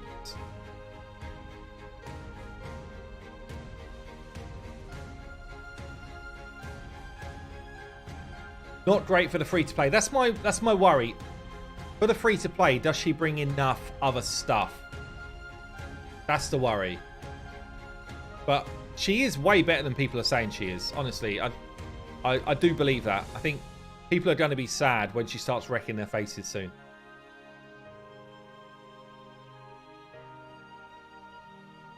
Maybe we'll do that then. Remind me, after we've done this damage test, I might jump on the free-to-play and just go for it.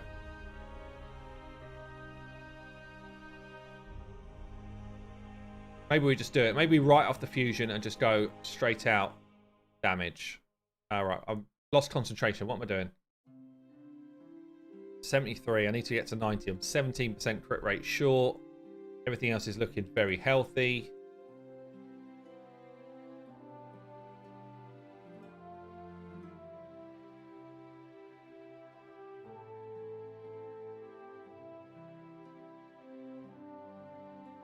It was meant to be. There we go. Don't have enough shards for 2 events either way. Well, again, we don't know that. We don't know that. I've got like 5 sacreds available. If I could get through the first level of champion chase with everything else that I've got, I could get pretty close. I think I did masteries, did I? Yeah, I've done masteries. 90%, 292 crit damage, 6.3k attack. The attack feels a bit low. Why is the attack so low? We're done. Did I just not really grab much attack percent stuff?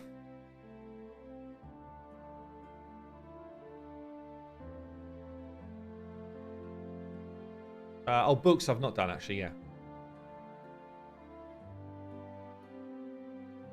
Bit of glyphage to do.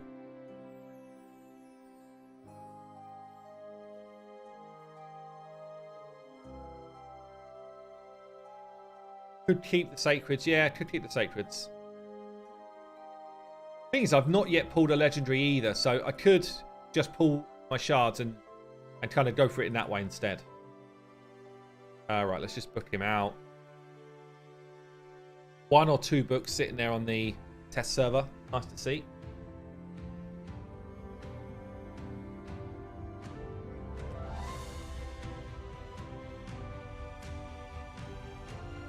Got here 12 books.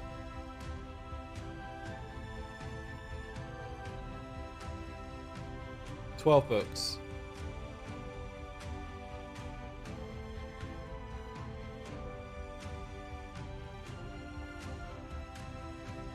Yeah, I didn't have any attack percent here, I guess. 6.5k attack. Let's do this. You reckon go for the fusion, Swiftcut? Let's do a poll. Let's see what people think. I'm definitely going to do the fusion on my main, by the way. This is about the free-to-play. Should I go for free-to-play fusion? Let me know. What should I be doing here?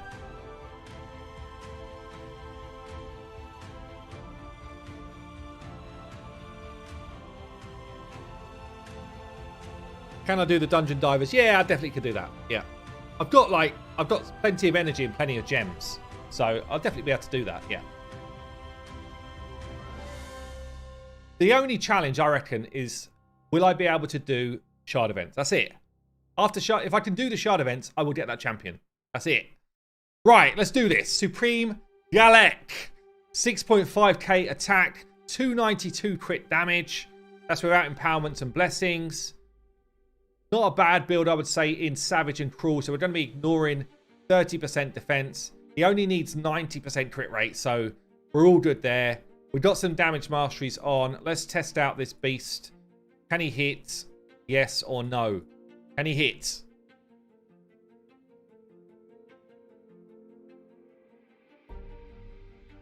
Not with that team. Right. We need the usual crew to test him out. He's also bringing us an attack aura here, so we are going to gain a bit of bonus from that. Okay. Let's do this. Let's do it. Also want to see his animations because, honestly, Kale's animations were very cool. Let's hope they've done some good stuff with him as well.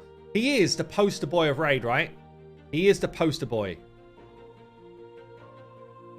So, slow it down. A1, double hit. Also, an extra chance of increasing burns if we had burns out there. Double hitting. What we got? Just a swipe. 280, 290k damage. It's a good hit. It's not crazy, but it's a good hit. 290. Where's that compare? Like, Phoenix as like the top tier, yeah? He's like 400 to 500k on an A1. Yeah, he's not going to be top tier, but that's decent. That's decent damage.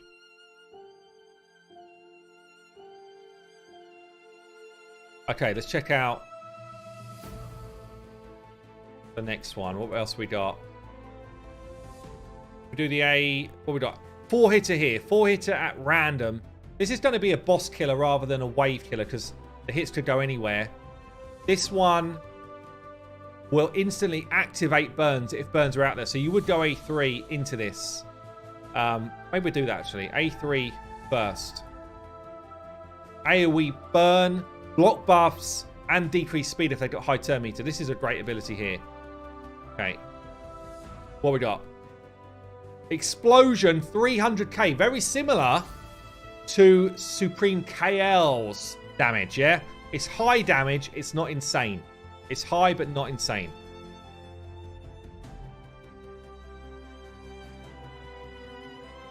Okay, let's just check out the A2 as well then for damage. Oh, maybe not. He's done the A3 already. Sorry. But it was good. It was good to see. Blew him up. Right. On. So A2, what's this got going on? Oh, I do like the animation. Kind of comes from behind and like scythes through them. Good. Again, like, that's not crazy damage there. But that's not the main part of the kit, obviously. Yeah, that's not the main part. The main part of his kit is actually playing with burns, playing with fire. So, although he does reasonable damage here, he's definitely not a crazy hitter. See that A2 again. Yeah, like 100 to 120. That's actually quite low damage. But if you think about that against a single target, talking about a 500k hit for one person. So against a wave of enemies, it's not that great. Against a single target boss, it's actually a big hit.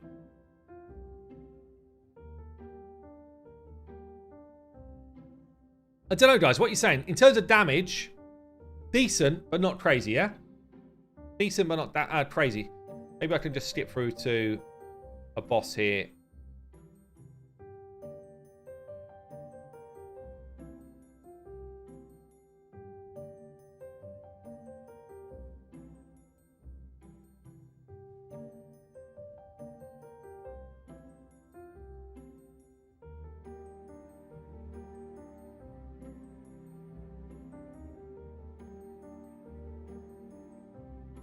I can do Dragon Hard 7. Worth it, or should I do 21-24? What's your goal, Jonathan? Are you looking for the best possible gear that exists, or are you looking for efficiency, energy to items? See what it does on his A2 here. We've got 2 burns out, 2 ticks of burn. He's actually extending it right now, so we've got 4 ticks of burn. Hopefully we get onto his A2 before this dragon takes a big knock.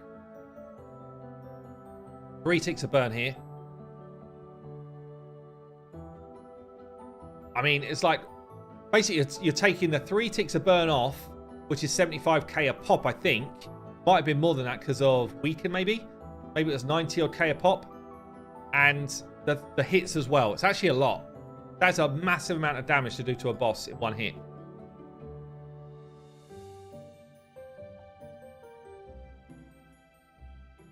Yeah, Hurchin, I actually looked, we looked at the code. The books do not affect his crit rate improvement. No, it's always 10%.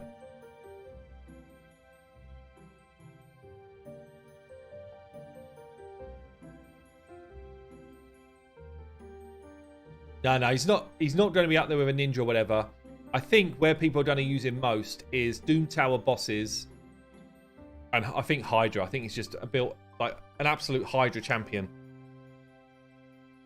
Saf, what's your view, Saf? Should I... Let's have a look. What's this poll saying?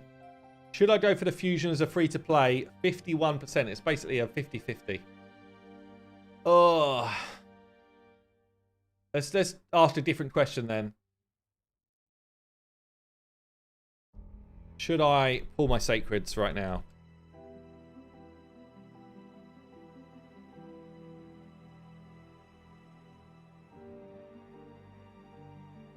See what people say to this one.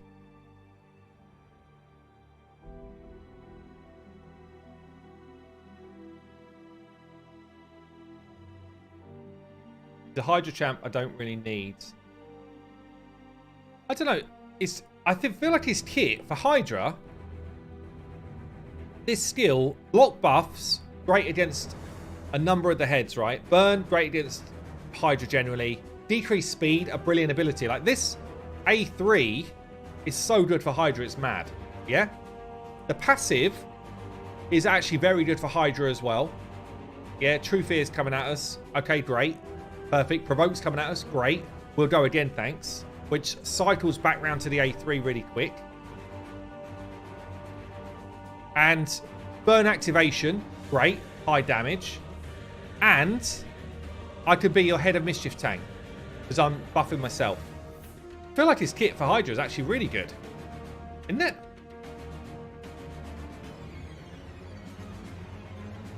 You feel like Geo? I don't feel like Geo is better than this dude. I don't feel like that. If I had the choice of the two, I think I would pick this dude all day long.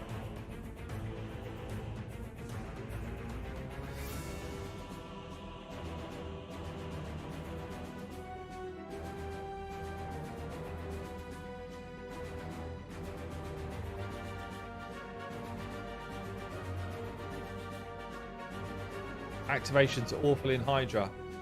Why do you think that?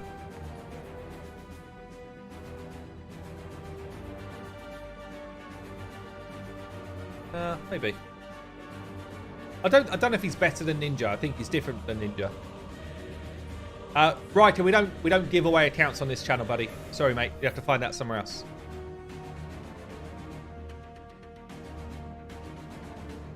Right, I'll tell you what we're going to do. We're going to switch to my free-to-play quick. I'm going to do my Sacreds. And then we could come back. Maybe we'll test him in a Hydra team, shall we? See what he's like. Let's come back to that in a sec. Trouble with me on the test server is so many of my champions get re-geared that I always have to rebuild everyone to do a test run or something. Let's jump on the free-to-play.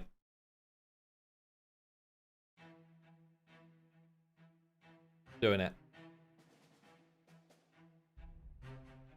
Do you get free rewards for getting all 4? You do, Khan, but I mean the chance of getting all 4, unless they're doing other events for them, is extremely low, yeah? Imagine saying I'm going to handpick 3 Void Legendaries out of the Void pool and get them all. Like, imagine thinking that through. How long have I been after? How long was after a Christ? I've never pulled a Christ out of a Void Shard. Yeah? It's very hard. Do you still do account takeovers and so? Mitchell, yeah, sometimes. Probably, I try and do them like once a week. You just got to be on a stream when I'm doing one. It will be very obvious that that's what's going on for the stream, mate. So, we're on the free-to-play. Let me just give you a quick showcase here of what's going on. Just very quick. I've not pulled a legendary yet, okay? I have pulled a couple of epics that are decent. Sepulchre, Cornelia, Stag, Brush. That's about it, really. But I'm due. I am due something good. Really, I am. What if your next Void is a Duchess? That's true. That's true. Evening HH, have you made a video of Bomb 190 for the free-to-play? I haven't, but basically Cornelius just soloed it. So I'm definitely due something here. I'm due something big. I've got 4 Sacreds there. You know what's a bit weird? The free Sacred... Oh, where is it? In here? Where's that freebie stuff? Oh, here. I would get this in 2 hours, 6 minutes, so it will be available whilst the Sacred is on, actually. Okay. I was going to say, it's weird that we don't get this while it's up. But we can actually do it today. If we stay up late, we can do it. Big. I'm ready for a 6-star soon as well. 3 5-star chickens ready to go. So I've got chickens going on here, waiting for kind of next event. I'm very close to just 6-starring someone. I've got lots of gems as well. Yeah, we're ready. We are ready for something big, guys.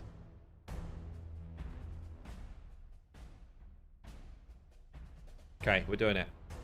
I mean, who would I like then? So, if I got a legendary, I would like somebody that helps me in Clan Boss. Yeah, I would. I'd like somebody like Ninja. No, I'd like somebody like Iron Brago. Yeah, somebody like that who is just a beast for Clan Boss. Kuradar, yeah, Kuradar. Someone who's got Ally Protect, I would like. For Clan Boss. Someone who's a Clan Boss type champion, Ally Protect. Kyuku would be insane. Yeah, that's the type of champion I would love. That I can move from by kind of like 3 to 4 key in Nightmare to just, okay, let's have a go at Ultra Nightmare. Helicath, not so much, really, because Helicath literally is like Snorefest. That's the thing. Would he be great? Of course. But it'd also be an absolute snorefest. Yeah? Okay, we're doing it. First one. First one. It's an epic.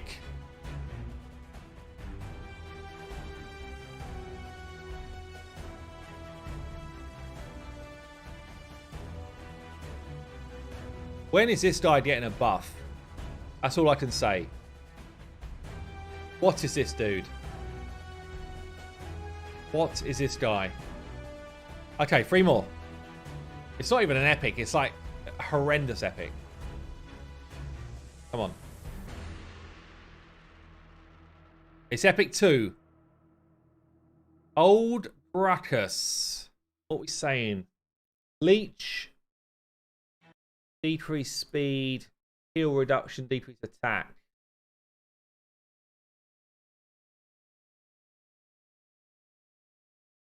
Not the worst. I feel like I'm already past him really. I've got Stag Knight who does AoE decrease attack, single target decrease speed.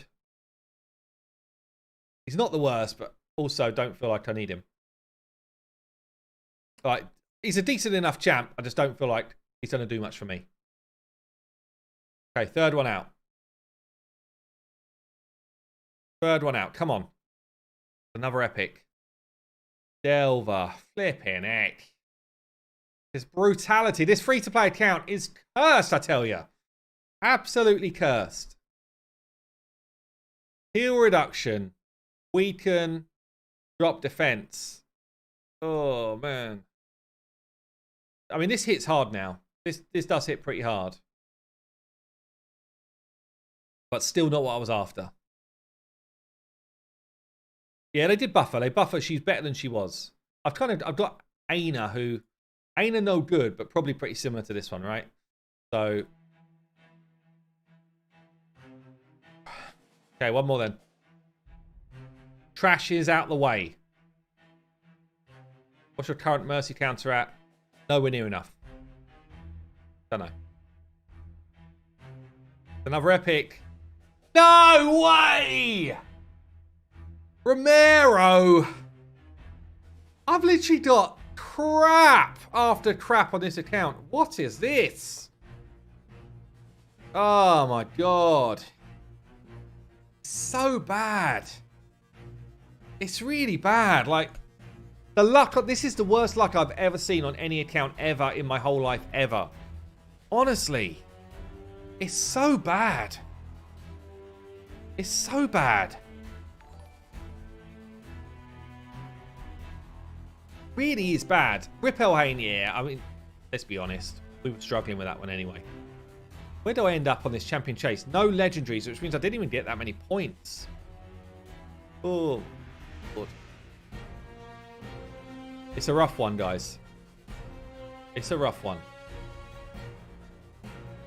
It's like the luck on this account is extremely bad. Honestly, anyone who says, yeah, but you've done this, look, it's extremely bad luck. I'm kind of quite proud, honestly, with the level of account that I've got. I'm on the final boss of Doom Tower. I've not been able to do it yet, but I'm on the final boss of this rotation, which is not an easy rotation. Yeah. I'm hitting clan boss. I could free key it today. We'll have a look, actually. Maybe we'll do a quick key. I'm on 26 million after 2 keys. Let's do a third key quick. Ah, so rough. The luck is so rough on this account. It's mad. Poor Soulstone. Well, I kind of wanted to wait for the Soulstone until I pull something that I want to put in my wish list, you know? Especially with a big boy Soulstone. Really, yeah. Ah, so rough. It's honestly, it's very unlucky.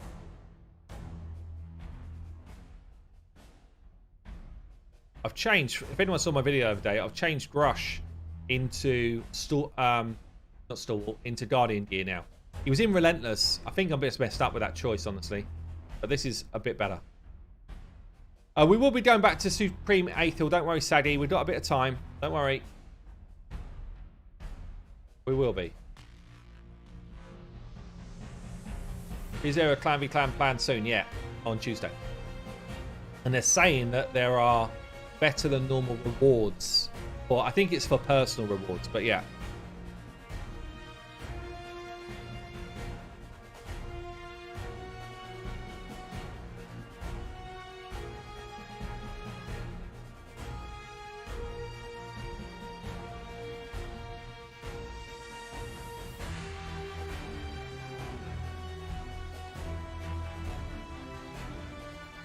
You can't even pull Lego during 2 times. Mate, what's going on with this account, the one?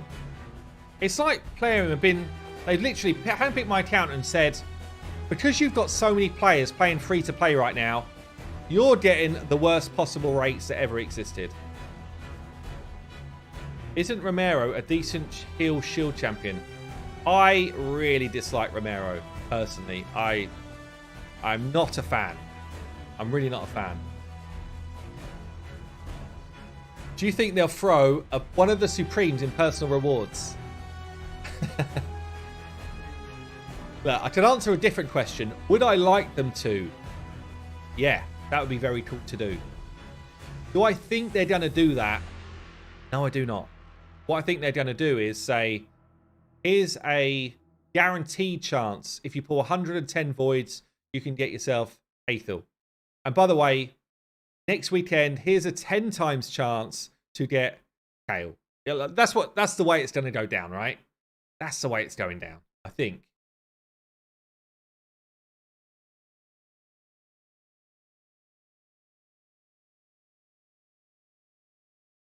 Yeah, there'll be plenty of Void Shard packs. This particular clan boss is not good for me, actually. The decreased accuracy is ripping me open.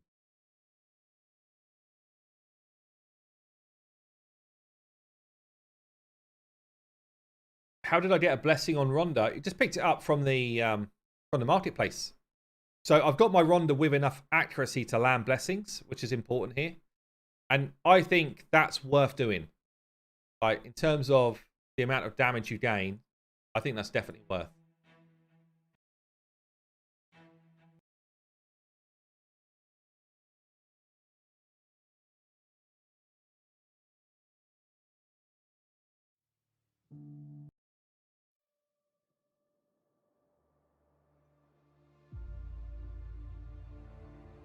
Is Genzin any good? Yeah, he's a good damage dealer. He's a good arena champ for sure. Yeah. HH, when's Lady H's next update? I don't know. We were thinking about doing it today, actually. We just, ran out of time, really. Or I ran out of time. I've been crazy busy today. I don't know. Like, the free-to-play accounts, I don't know if you've noticed this generally, but we're in a place where it all slows down. Yeah, progress slows down. And in fact, interest slows down as well. So I want to make sure there's worthwhile updates before we throw them out.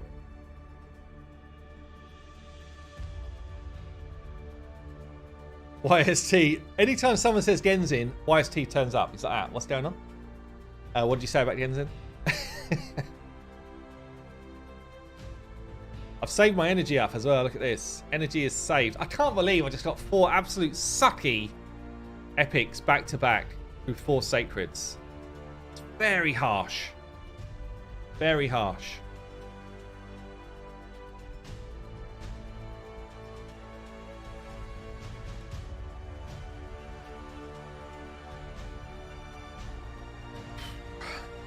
Okay, we're doing it.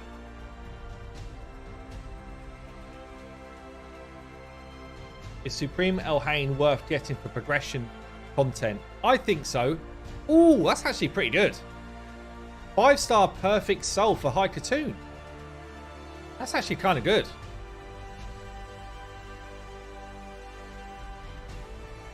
That's actually decent.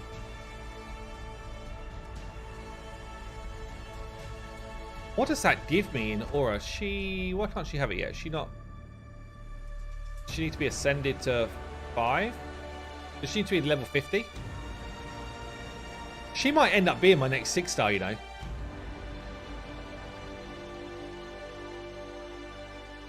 She might end up just being my next 6.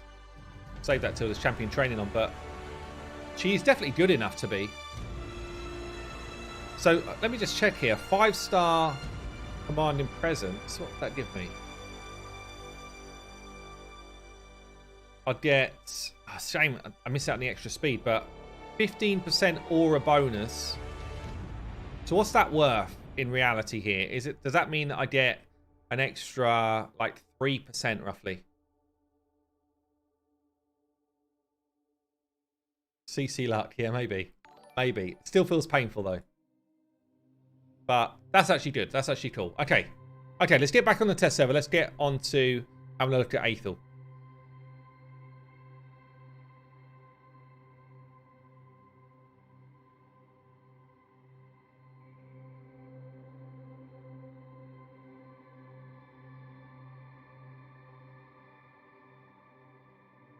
That's actually cool.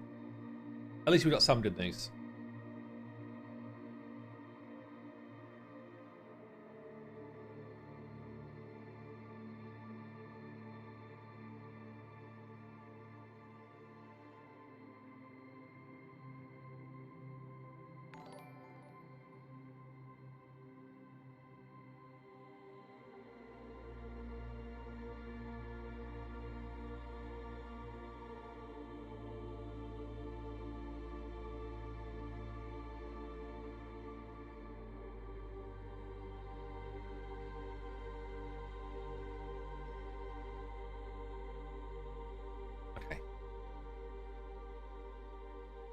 Hey, Lavish Gore, thank you for the super, mate.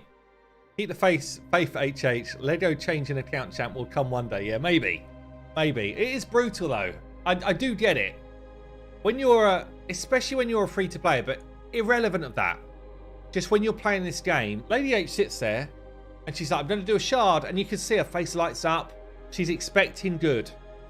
And when something comes out which is not good, honestly, everything just kind of drops out, and you're like, ah. I just wanted something good.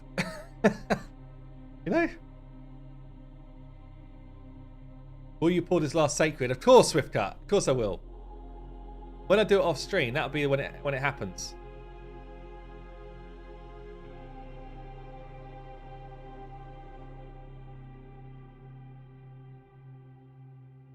What do you think about this dungeon diver? We need to farm 4K spider. It's a lot. It's a lot. But don't forget, it's over a number of days. Don't feel like you've got to do it all tomorrow or today. But it is a lot.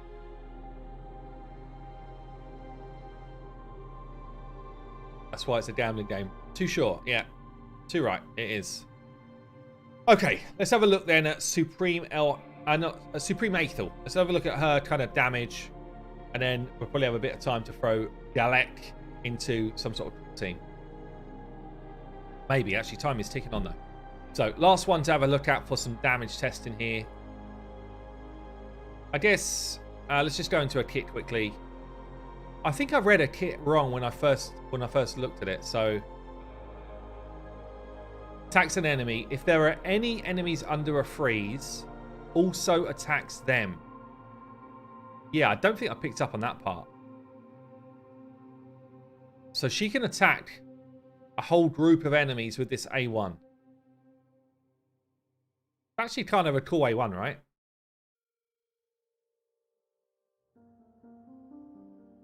So it's basically an AoE, yeah.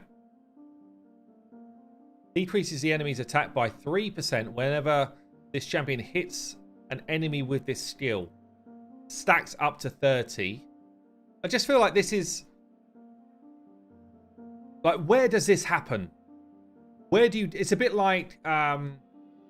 who's that? Who's that ogre dude? Ogre? No, what is he? The orc. A bit like this guy, King Garog.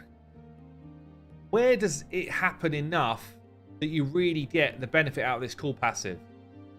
Just Clan Boss, maybe Hydra, but even the Hydra heads die, so the chances of you getting 10 hits on someone is pretty low. And you can't obviously freeze Hydra, so that's not going to happen. Hard Dragon? I doubt it. I doubt it. Very long game of arena that you don't want to fight in, maybe. So this This is cool in theory, but it should just be 10%. It literally should be this. Decreases by 10% per hit, stacks to 30. It needs to be bam, bam, bam. We've done it. Yeah, it can't be. 10 hits is too long in this game. Yeah. And in reverse, she gains attack when she's hitting people as well. Needs to be much quicker, much snappier if it's going to work. A2 then, AoE ignores strengthen, ally protect, and unkillable if they've got a freeze on them. You know what I don't like about this? Is you've got to get a freeze onto them. Chances are, if they've got these two, they've probably got block debuffs as well. Do you think? Most times where you've got this, you've got a combination that gives you block debuffs. So to land the freeze is quite difficult to do. Or even to have someone else land in the freeze. Like, she kind of needs someone else setting her up. And then she kind of does the same thing that the person who set her up to do it did anyway. Yeah, Gergo, maybe your Carl. Your Carl could be good with her, but I'm not really feeling it. I'm not really feeling that it makes a lot of sense. If she was able to hit through block debuffs, for example, maybe it would make some sense. I don't know. But it's pretty weird. It's pretty weird. So it's only doing this if they're under freeze. If they remove this line, then this could be a good ability, I think. But probably also, in today's meta, it probably also needs to ignore 15% defense. Like, it basically just does. We've then got the A3. So what's this? Gives her more attack, crit rate, and a shield. The shield is based on her attack. This is quite cool. I like this. I like this ability. Does get an extra turn as well. Yeah, I like this. On a 4. Goes on for 3 turns. So I guess this holds true to her kind of original kit. This should have been a multi-hit though, shouldn't it? This could stay 3% if this was a 4-hitter. Couldn't it? This could definitely stay 3% if it was a multi-hit.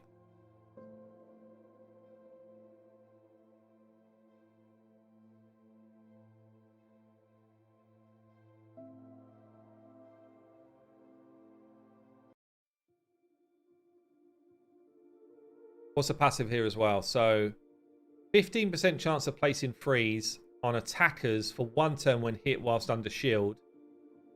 It's almost like they were thinking finite. Finite's coming out. We want more freeze champions in the game. We'll make her a freeze champion. But they don't understand the mechanics of their finite boss. The finite boss is honestly extremely difficult to deal with. And there's not enough freeze champions that do anything. There's not enough freeze champions that have got multi-hits that actually freeze, other abilities that make some sense for that boss. Like, they need more, and she is definitely not going to be in the mix to help with that. So 15% chance of placing freeze, books up to 30% if she's hit whilst under shield, goes up to 50, so 30 here, 50 on all enemies for 1 turn if the shield gets taken off. That's actually quite cool. That's actually quite cool.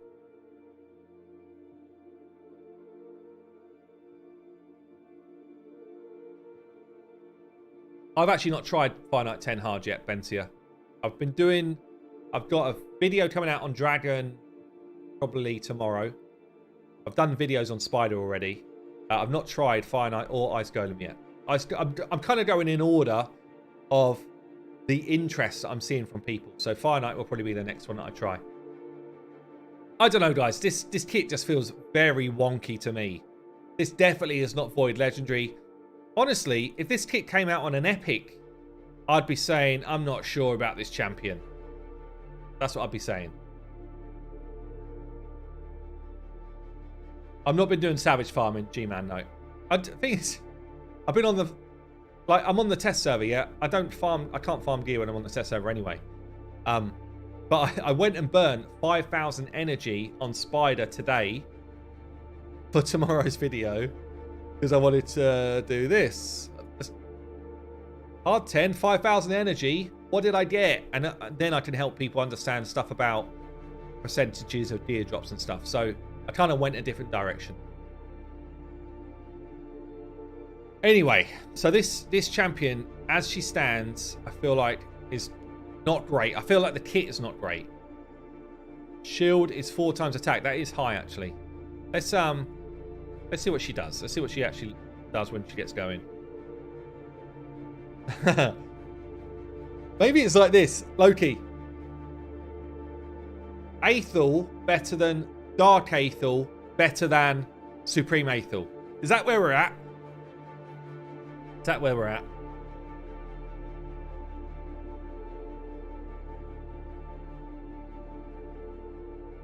Sometimes when I blow up the spirelings, the boss doesn't even take damage. The spider boss is all sorts of bugged right now, isn't that? All sorts of bugged. Yeah, that's going to get changed.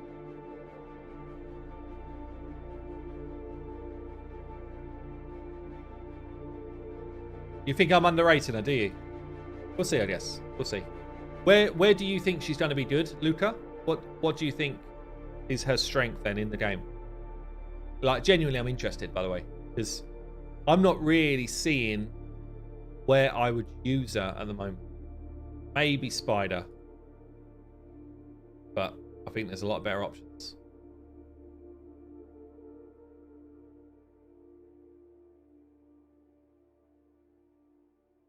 Let's get her booked out. She could be good in clan boss, decreasing attack, giving a big shield. So she only shields herself though, right? Or did I read that wrong? I think she only shields herself. Faction Wars, yeah, I totally agree. She'll be good for Faction Wars. Can't argue with that.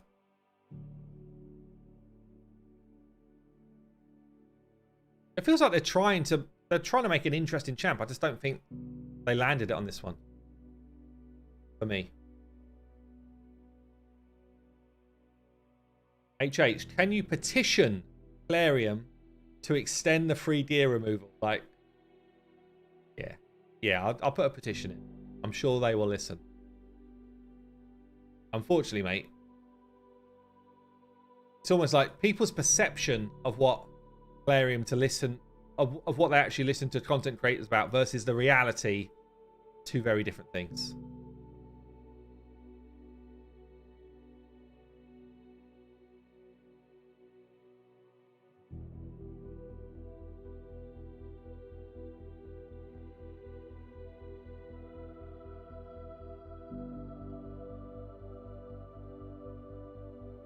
Why don't I take Opportunist? One is Opportunist.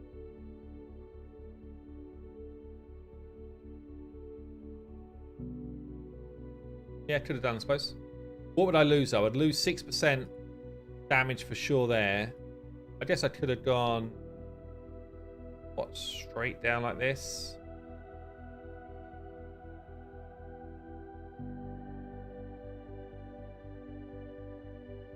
Yeah, maybe.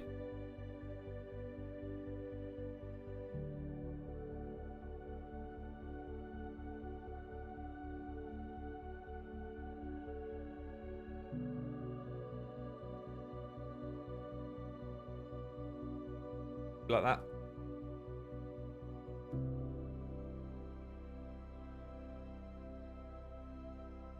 Okay.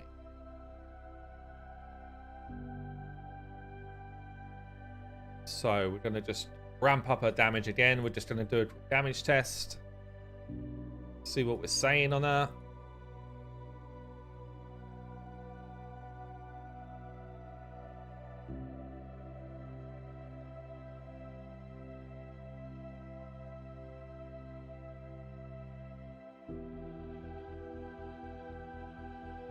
So you do need accuracy in a kit as well, don't you? Like, I don't know. I feel like they've just hamstrung a kit so much.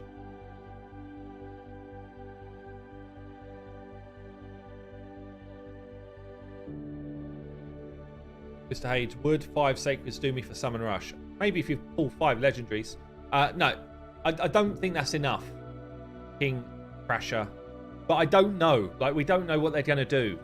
Sometimes that would be close-ish. Sometimes it's like nowhere near. Sometimes you need 4,700 points. That's like 9 sacreds.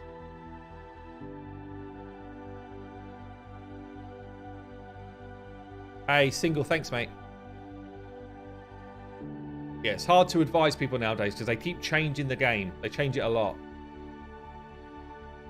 We do want to over-index a bit on attack with her build versus crit damage here because we get the shield benefit from attack. So it's a slightly different style of build, I guess, than some nukers. Not massively different, but you would just, if you got a choice of over-indexing on one or the other, you'd probably go higher on attack rather than crit damage.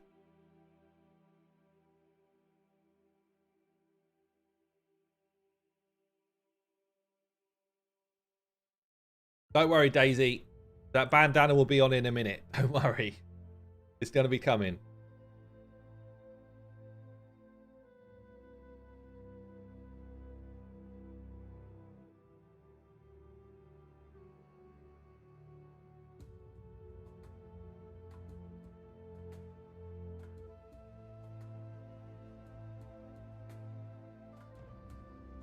What do I need? Another 20% crit rate. That's a lot. Let me find it. Could slam this one. That gives me 18.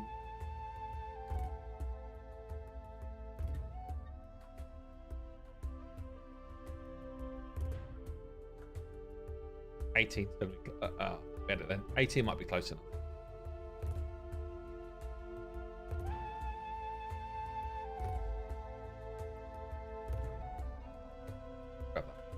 That'll do. That'll do. How much do you think they'll raise the point requirement for dungeon tournaments? I don't know they'll raise it that much. So it'll probably end up being something like 2,700. You do not need 100% crit rate. Why not? Oh, she buffs herself, does she? Ah, yeah. Good shout. Sorry. Well done. Well done, people.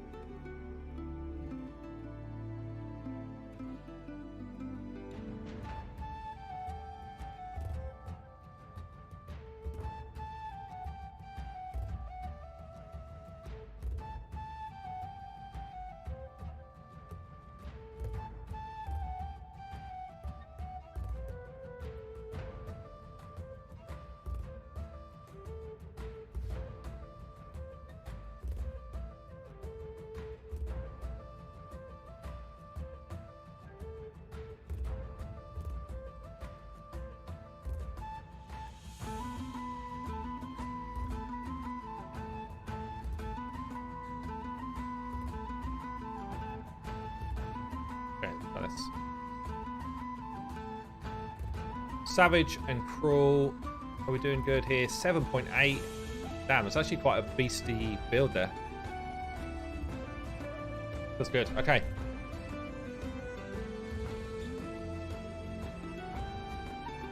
So, for damage test, do we get any benefit from bringing a freeze champ? I don't think we do. For straight damage test, freeze champion's not going to help us here.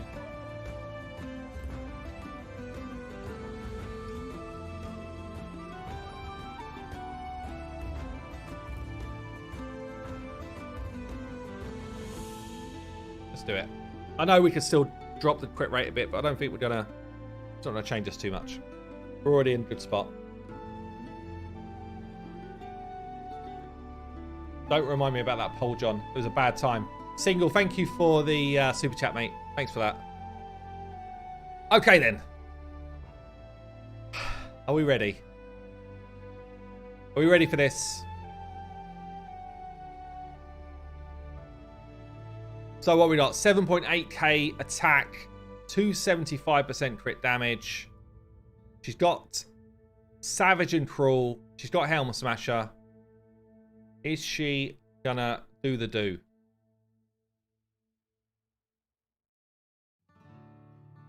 Turns out Ash is a bigger whale than you. How many had Ash pulled? Let's throw her into this. I just can't see where she's going to be played. Aura's only for Arena as well. She just keeps getting worse and worse, guys. Come on. Oh. Ash is on 400 plus, is he? Wow. I'm actually surprised.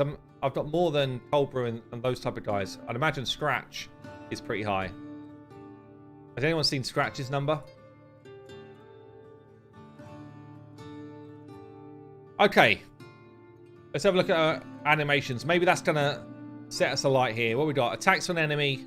If there's anyone under freeze, also attacks them. So if we'd frozen everybody, she'd go in on them all. She can buff herself over time. I guess we need to A3 first, don't we? Buff up. With a fat shield, actually. That shield's pretty big. Her shield's actually very big. This is nice. This is nice.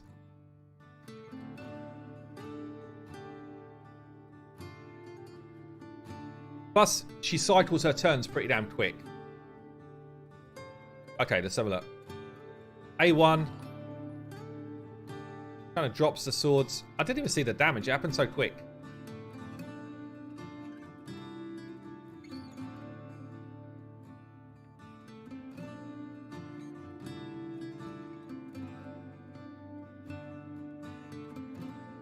A2. Her animations are really fast. Her animations are very quick. What's going on here? Game, let me control it.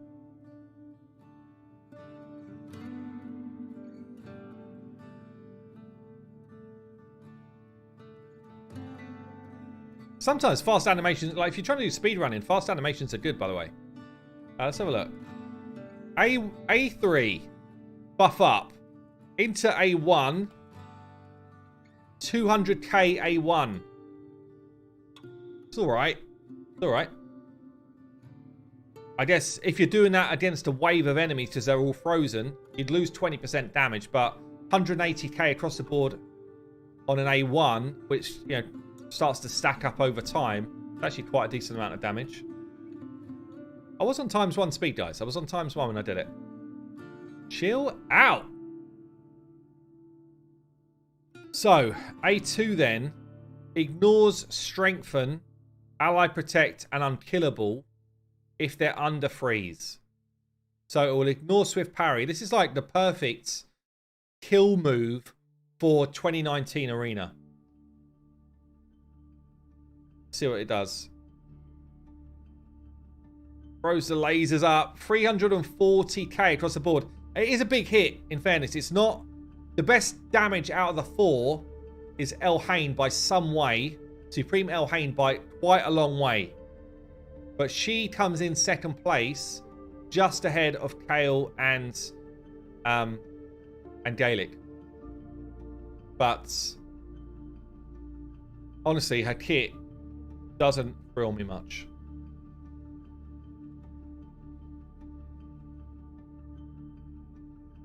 I guess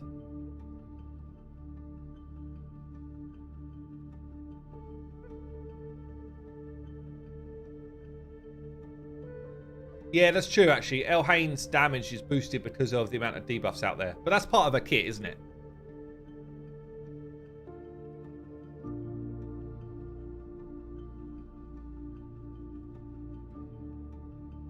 Big Smack, AoE freeze, not bad. I'm not saying she's... Well, I am saying she's bad, but yeah, I get what you're saying. A big hit, AoE freeze. I'm just not sure where we would use her. Like, I guess if you're... Actually, that was a big hit. 400k hit there. That was big. I guess if you're looking for someone to help you with hard Doom Tower waves, maybe? Is that probably a best spot? Outside of there, where's the best spot? Or it would be the arena. I guess it would be the arena, but I'm not sure where she fits in the arena meta right now.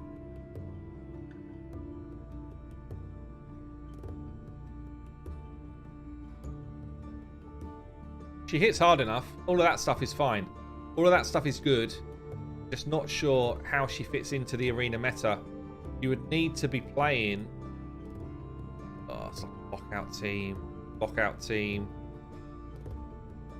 Okay. So I'd need like a free setup. I'm not sure, man. I'm just not sure where she fits in.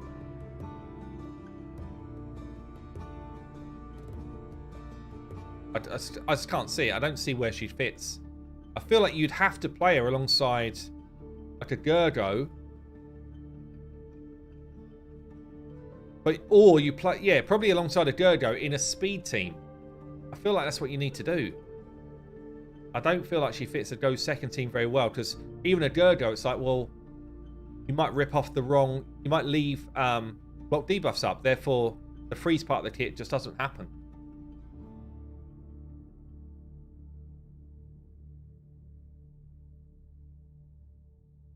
Yeah, you can run your Cole.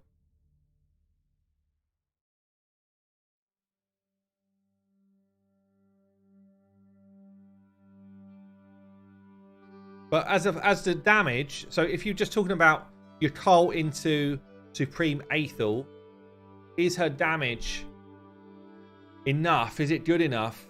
I mean, she does high damage.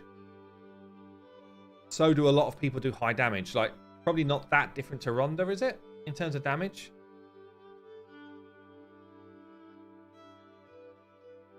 Ray, buff strip, place a freeze. Yeah. Not guaranteed to place a freeze, though, don't forget. But yeah, you're right. Ray might be a good setup for it. Don't know. I feel like she's not really the one. I don't feel very excited to if I pulled her, I would not be excited to pull her.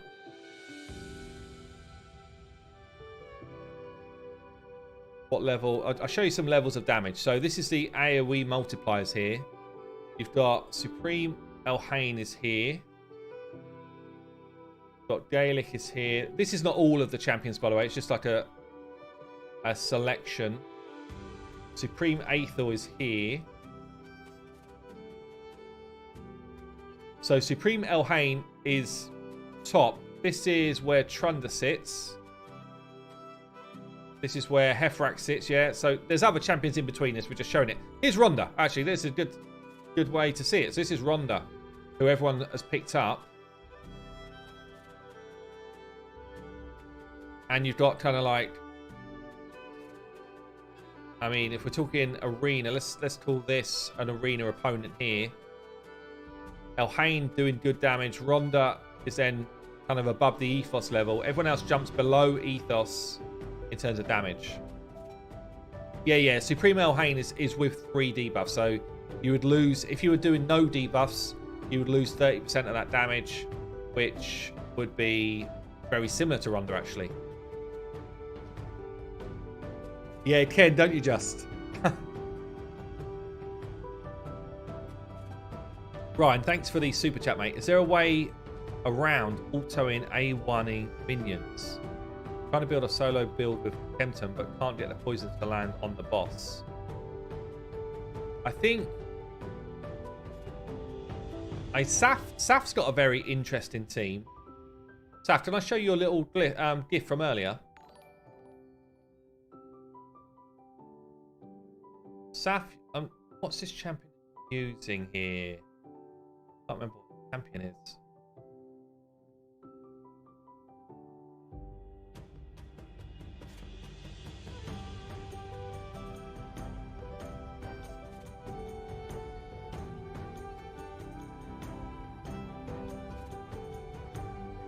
Oh, Saf's doing a video on this over the weekend, so there you go. You'll be able to watch this in some detail. But so he's using a Kempton here. Who's this on the left? Is it one of the Doom Tower epics?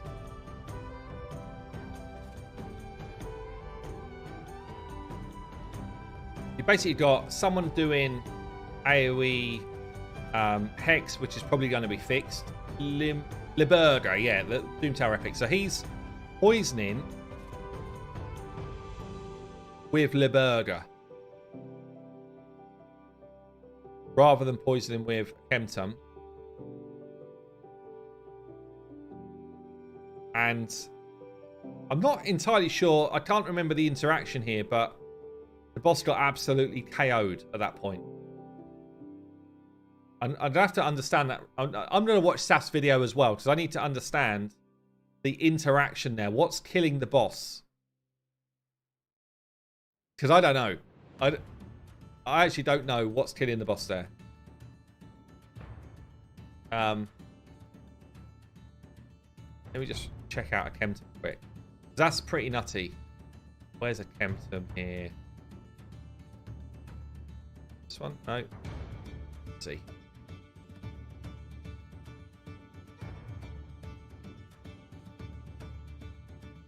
Did I just try Ogren Tribes? He's not there?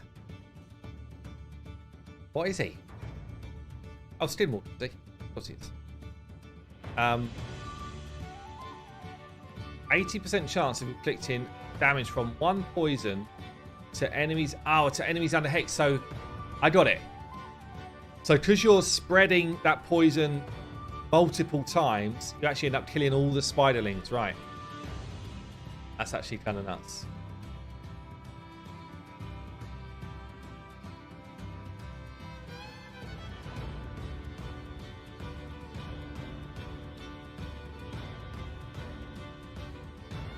Do you think that's still going to work post-fix, Saf? But probably not to that level of damage, right?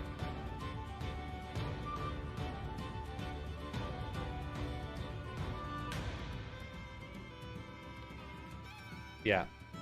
I think a Chemtum is great. Generally, a Chemtum's very cool. This is a very interesting kit on this champion. Very cool. Saf's already done, so I don't have him on my main. You can see here I don't have him yet. But Saf's already done some videos on this dude. You should go and check it out. HH Gaming. Saf, maybe ping the channel up, mate. HH Gaming YouTube channel. You should go and check out the Chemtum stuff, because he is a crazy Void Epic. Really, really good. But Saf's doing a new one over the weekend, specifically on this team.